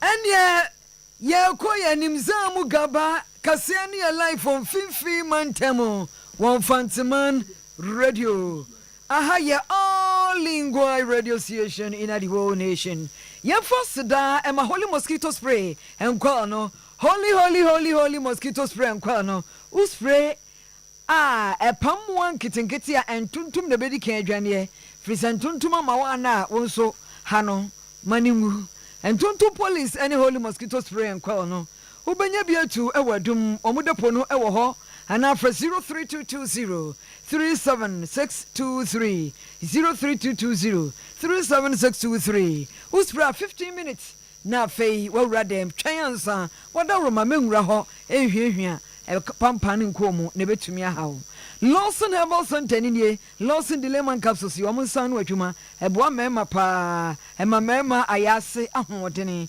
Lawson Logan so eno so enemu yade ahodo support boa emefiri ho ntema ahoto Lawson Herbal mixture no so eboa my immune system ne nya ahoden wo diabetes wo stroke typhoid fever ni nyina wotimi nonom Lawson Herbal mixture ni bi ya yi saukio ahoto beba 0242133577 0242133577 0248619999 and who na see dear was a in kind yenra enwomasuamu en yenuanum a womo ani yade a wonum ho ade na omo de akenkan a omo ko school no womo ade surunkum bi omo de womo nsasi suso na womo de kan ade esua ade ma na yefe na uduru ho no no ya efe kekekekekekeke na enkra eba ne se Ghana hanom nipa dodo no ankwada dodo asuafo dodo no anu awoso omunya bi edusua de mekire omo a wonom ani ehunu ade no wonom bre emu wa hamu obupa aduonu enum 95% omuni saade no omudisua ade ni bi country programs director Emma Visual International and Jeremiah Bedu was a helper no na ha adwen papa and afenso woni a woni afra owani ade ade ensatenetre won so e ade a enya kura na ma woni oyemu asuafo no omoso obre. There are a lot of white kings there, but they put it into their bars and under their armpits and walk.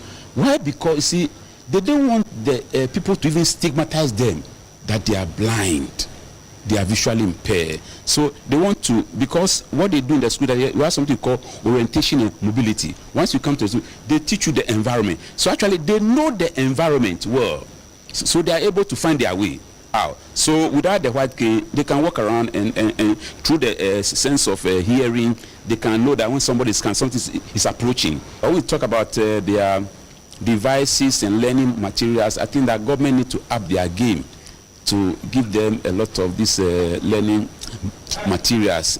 Much resources are not going there. Oro Jeremiah Bedu onwanso owani yade so hwebo an waben na national coordinator Emma Ghana National Education Campaign Coalition any Benis Empre Jeche okoto Aisra ban ne se wonmoa wonso a ombetumi aye woni a wonsem obie ochire se mutum dan wa hyeni mutum onipa nuane nipa omeboa wo momunya akade a odi besua de They are very important people who are visually impaired, but they have been able to achieve a lot and they are doing a lot to support the country. When we are able to provide basic needs for the visually impaired children, they will grow and become very responsible and useful for the country. You go to these special schools, they are open gutters. Their sanitation is nothing to write home about. How can a blind person use a pit latrine? You can imagine the danger. A child can even fall into that latrine without anyone knowing.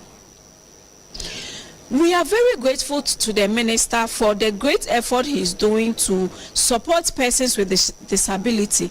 But with this special report, we are appealing to him to actually look at specifically the visually impaired children and the special schools in Ghana. We can send people to go outside the country to go and learn how to repair the blow machines and then the pickings machines, so that they will come and train more people, so that when the machines break down, they can repair it.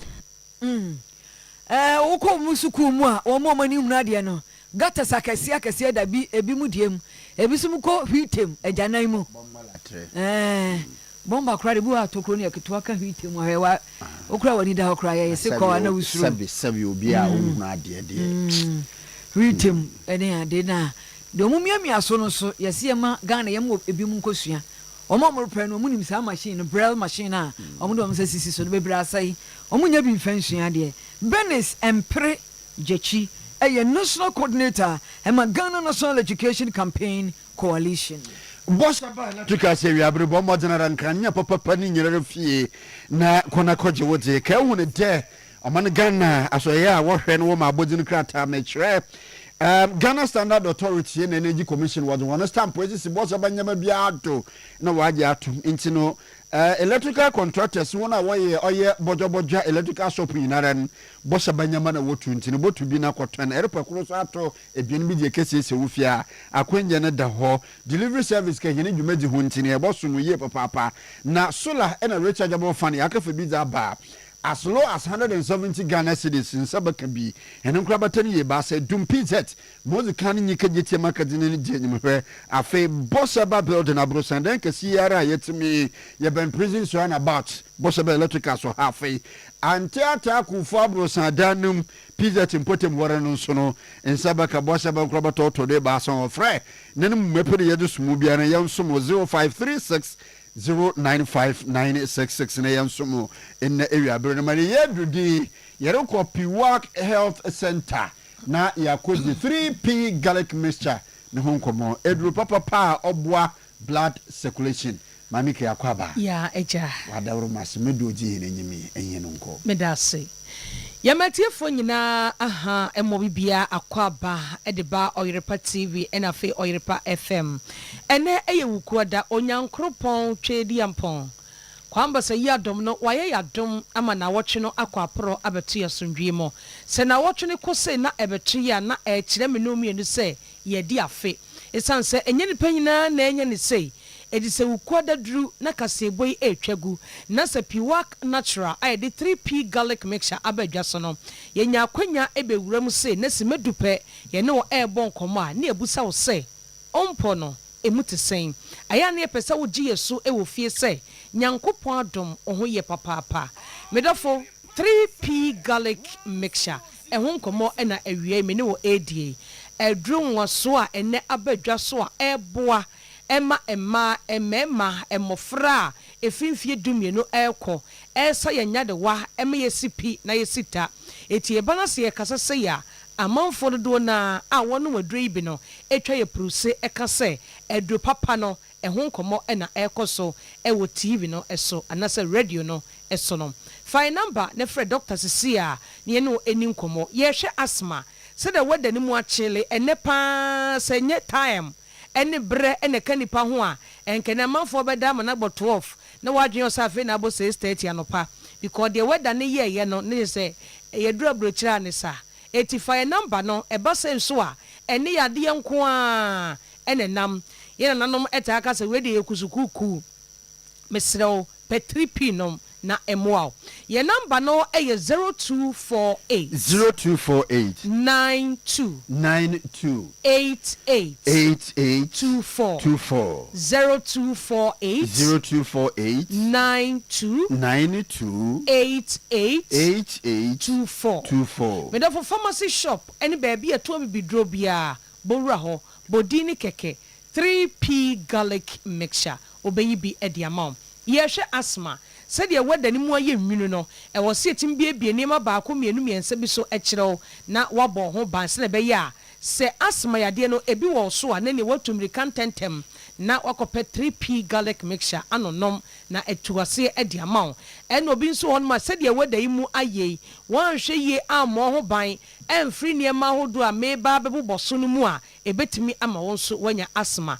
etimi srɛ tie ne ye na efa etu kotodwem sene be ya obodura pharmacy bia ene ba bia etu bibidura edin ba akopɛ ena bebo 3p garlic mixture ye ka se asthma yade be ye nheda nima de property ye kofa asthma de ba esanse wo bia obekɔ hospital ana ye be hu se wanya asthma no on nheda hu de kro e kofa ba ya ema wo sha se wo bɔ wadendin a akwakodu se wanya asthma ya hrawa no ye lungs no empepi bebi ehome fa no eho na asthma yade no omutabobo etena ehyaase efri etube hu ana afi home no e di problem aba ho enti obi ho no mu ane asthma no eye aduane bi no okodi ye ene ko fa sa ha no e de bre no obi de ye bibi no homi ko ne mu ene ko fa de bre no tese obi ane ne de etimi biebie ne mabaako mienu miensa bi so akyerewo se na be ya o asthma sa ne ma no onko ho ena se wonni bi nso a obehwe se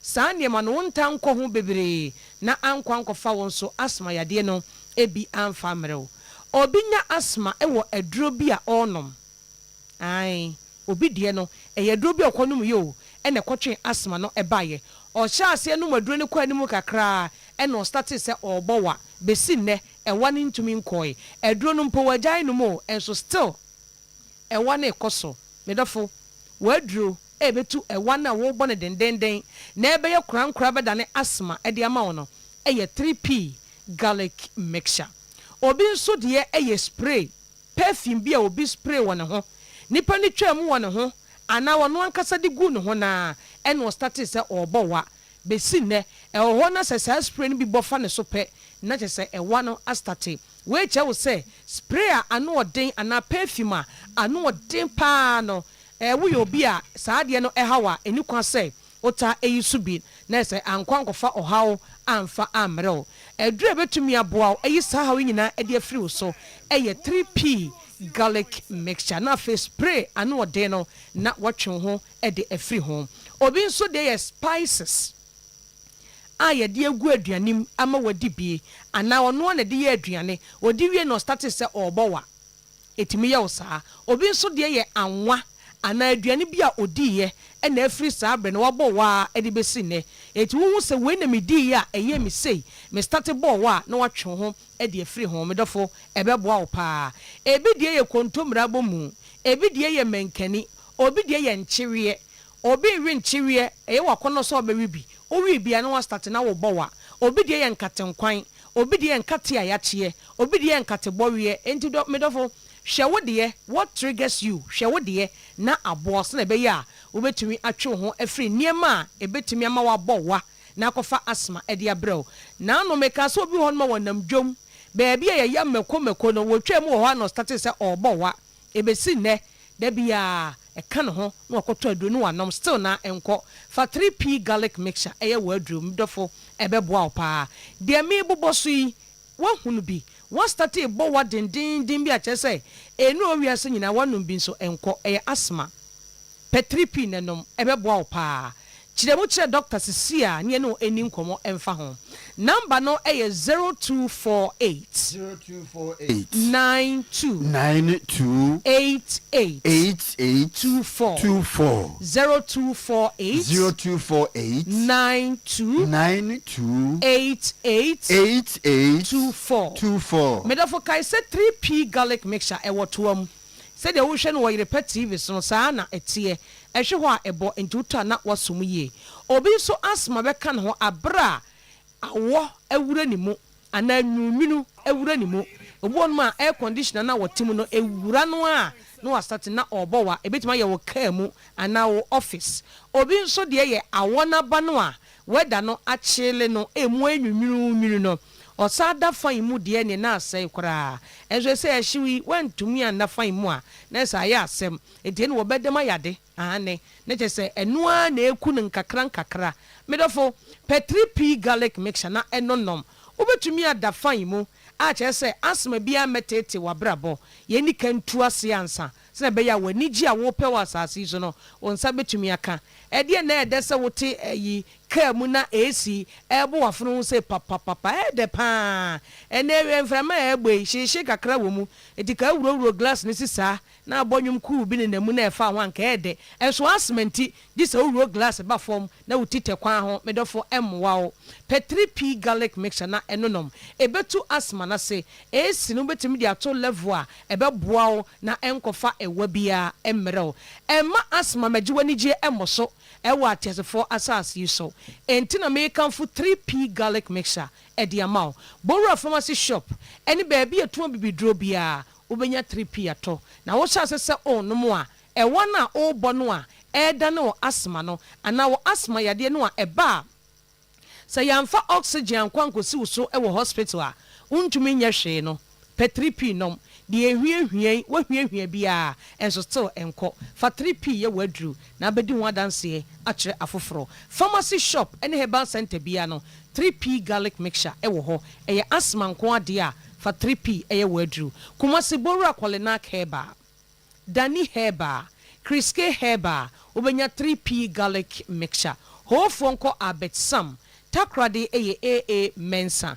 Koforidia Gabson Pharmacy ewo ho Mumuni Away Enterprise ewo wa yene cathedral no ene di hwani mu wo fa kwadwo herba temale bebia electromat wona UDS nso Charles herba ewo ho Wedema Pharmacy ewo Ashaman Little George in a Health Alert Clinic omunyina ewo Encrime King's Walk Gobsam and Angel Herba ewo Accra Okanshi wo de Ghana ha baby a wo bia Bora Pharmacy shop any baby a tuan bibidru bodini keke 3P garlic mixture obeyi ediamao number no eye 0248 92 88 24 0248 92 88 24 we for the asthma ne ewane ye obi a frɛ doctor achemu kyerɛ ne enu ni nkomo enfa 3P garlic mixture no eho yankopon ya adom madase ne enu bedi ahia yakra Piwak Health Center mamiki anope yedase ye papa na me adom a ye wone dase ende enti no yemfa birthdays no ntuado emamo na ye momodina na ye enko okay enti no Mr. Edem, happy birthday to Mr. Edem. Free hen Central Regional Correspondent. Nanansa ose ano enane and the entire class in our wish you happy birthday. Now yes, Mr. Edem, your lecturer. Okay, Mr. Edem, happy birthday to you. Mr. Kobina is son. Mr. Kobina is son. Happy birthday to you. Free Oye Christabel. Ya yenua Christabel yeni yedwo Oyerepa ya na Patricia Befi and a war wish you. Mr. Kobina is son. Happy birthday to you. Maritha, happy birthday to Maritha. Eyifi Douglas. Maritha, happy birthday to you. Douglas is a young wish you happy birthday. Akosia Niena, happy birthday to Akosia Niena. Eyifi Vivian. Yeni yedwuma wo Oye ifidum heya antino. Akosia Niena, happy birthday to you. Vivian say wish you happy birthday. And after Jacqueline Edika, happy birthday to you. Jacqueline, Afri Mrs. Phoebe, happy birthday to you, Jacqueline. Jeffrey Kunedu Kwache, happy birthday to you. Afri Nana Ama Acha, happy birthday to Jeffrey Kunedu Kwache. Nana Ama Acha, see and wish you happy birthday to you. Mr. Samuel Soshi, happy birthday to you. Mr. Samuel Soshi, happy birthday to you. Afri prophet of Atafrempon.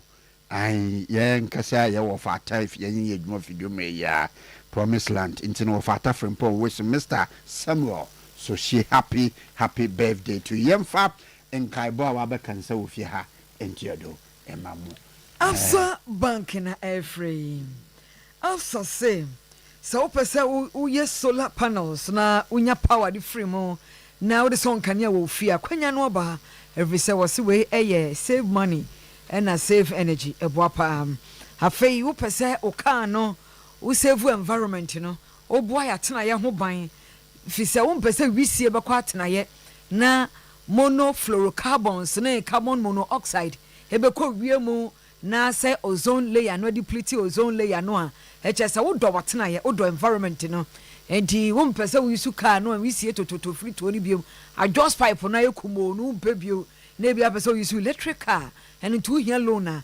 Absa bank se bra no obɛgye wo na wayɛ oye na ɔma abosia ne kama enti obɛhwɛm we de obɛhwehwɛm wɔn pɛ sɛ ɔbɛgye loan no akɔbɔ banku no mutuo ɛdie dabi wɔsɛ fatɔ car no ane saa no ma bi a ɛte saa enti wɔfrɛ no green finance loan Absa green finance loan enti wɔsɛ shine your eyes na bibia ɛmoa terms and conditions apply your story matters Absa na wɔsie wɔsɛ wɔtwen ho paa missing person ebusuyi zabadan den won de hye owura Jacob Woboye duro na friend Alhaji owura Jacob Woboye duro na friend Alhaji wo hwehwe na wo hun wezemfe edunum ekọ 51 years oyenyimpa tuntum na abrepo kumase ya abrepo na wote na wolechem na sabe owura Jacob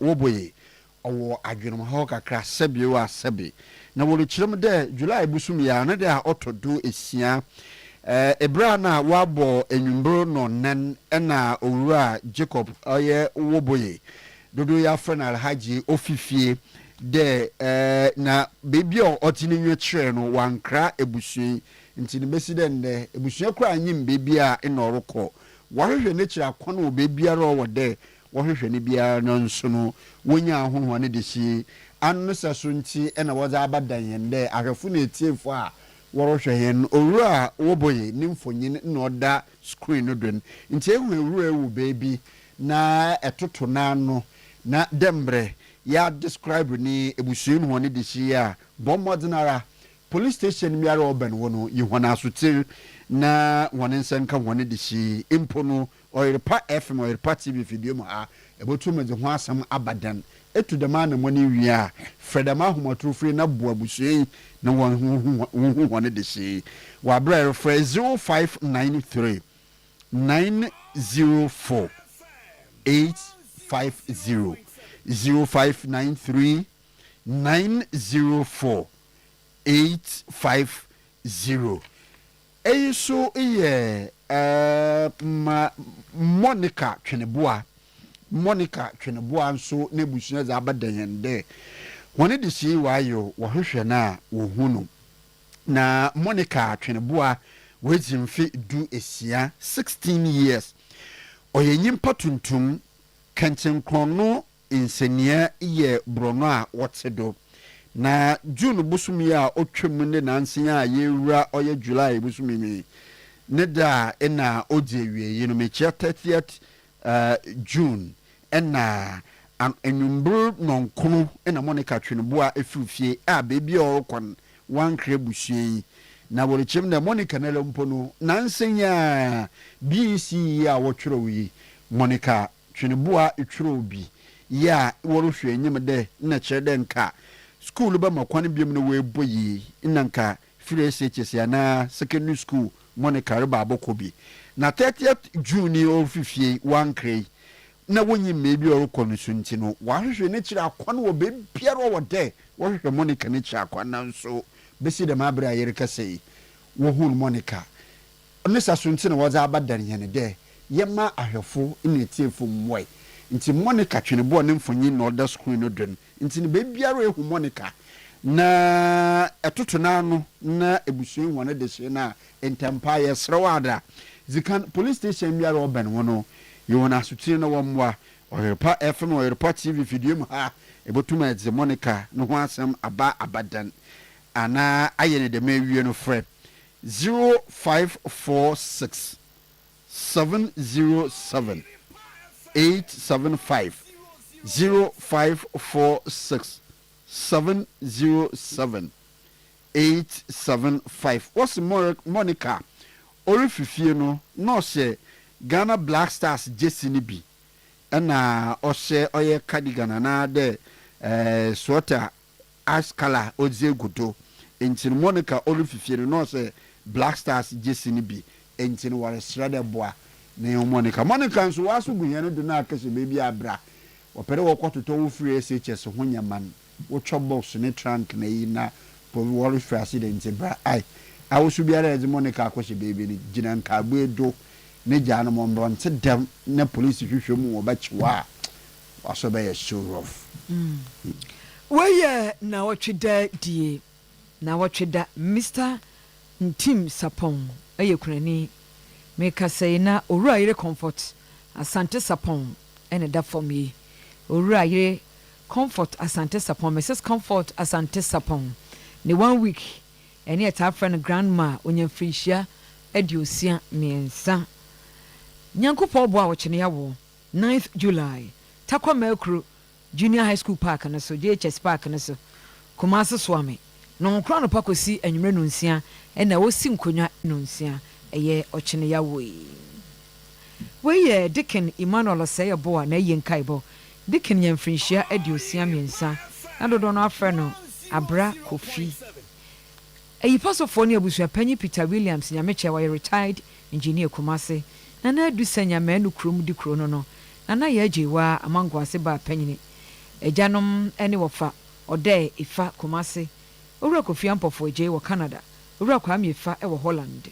ena ene maame amapokua edweso abankro enuanom ma ene emema ene akosua akon a wa Francho Bronco Abraham Osei ano furniture works de chamsu Kumasi ano frempon gina B catering services edum Kumasi Esther Osei da funhia yesu Kumasi Samson Osei wo mampontene Ukraini ene owura yire Doris Pokua nkenkensu emani Mavis yebo a wa komadan Isaac Osei yebo a St Martin's Hospital no ena dwuma manso agro yesum Blessing Osei yebo a ebu akwa Kumasi Lord Osei yebo a wo ebu akwa Kumasi ne busua sante ni nyina Dicken Emmanuel Osei yebo a ene da for me na ye ne baso memende di anim ya 11th July na nsa na no bededa no ahomache no no nan kwesi anopa no ndu ewo Ashtown DKC Park no so a ben post office wo afei ani mutiti a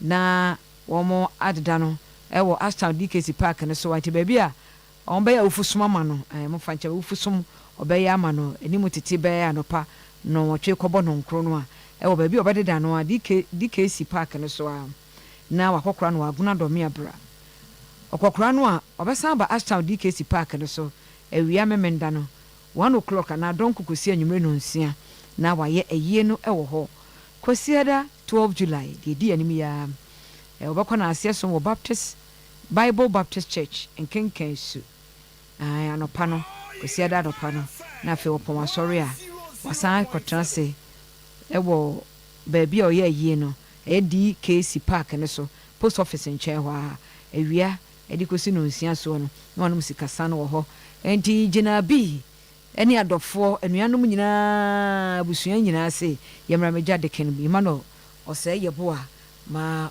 onko nananom nchen kasebo na esi yeda server room for ase ne ampon de hye owura mama no dro Korea no yesem fanyin wasensem no Jimmy Cliff producer studio se ha Patricia and Afre Christabel Pondaze and oboye ne chedom the producers enuanom abie na yebo so mo na memezene ze uncle ebo Baini ena PSA Ladi Domino's for Biscuit Meradia Sumdrinkan.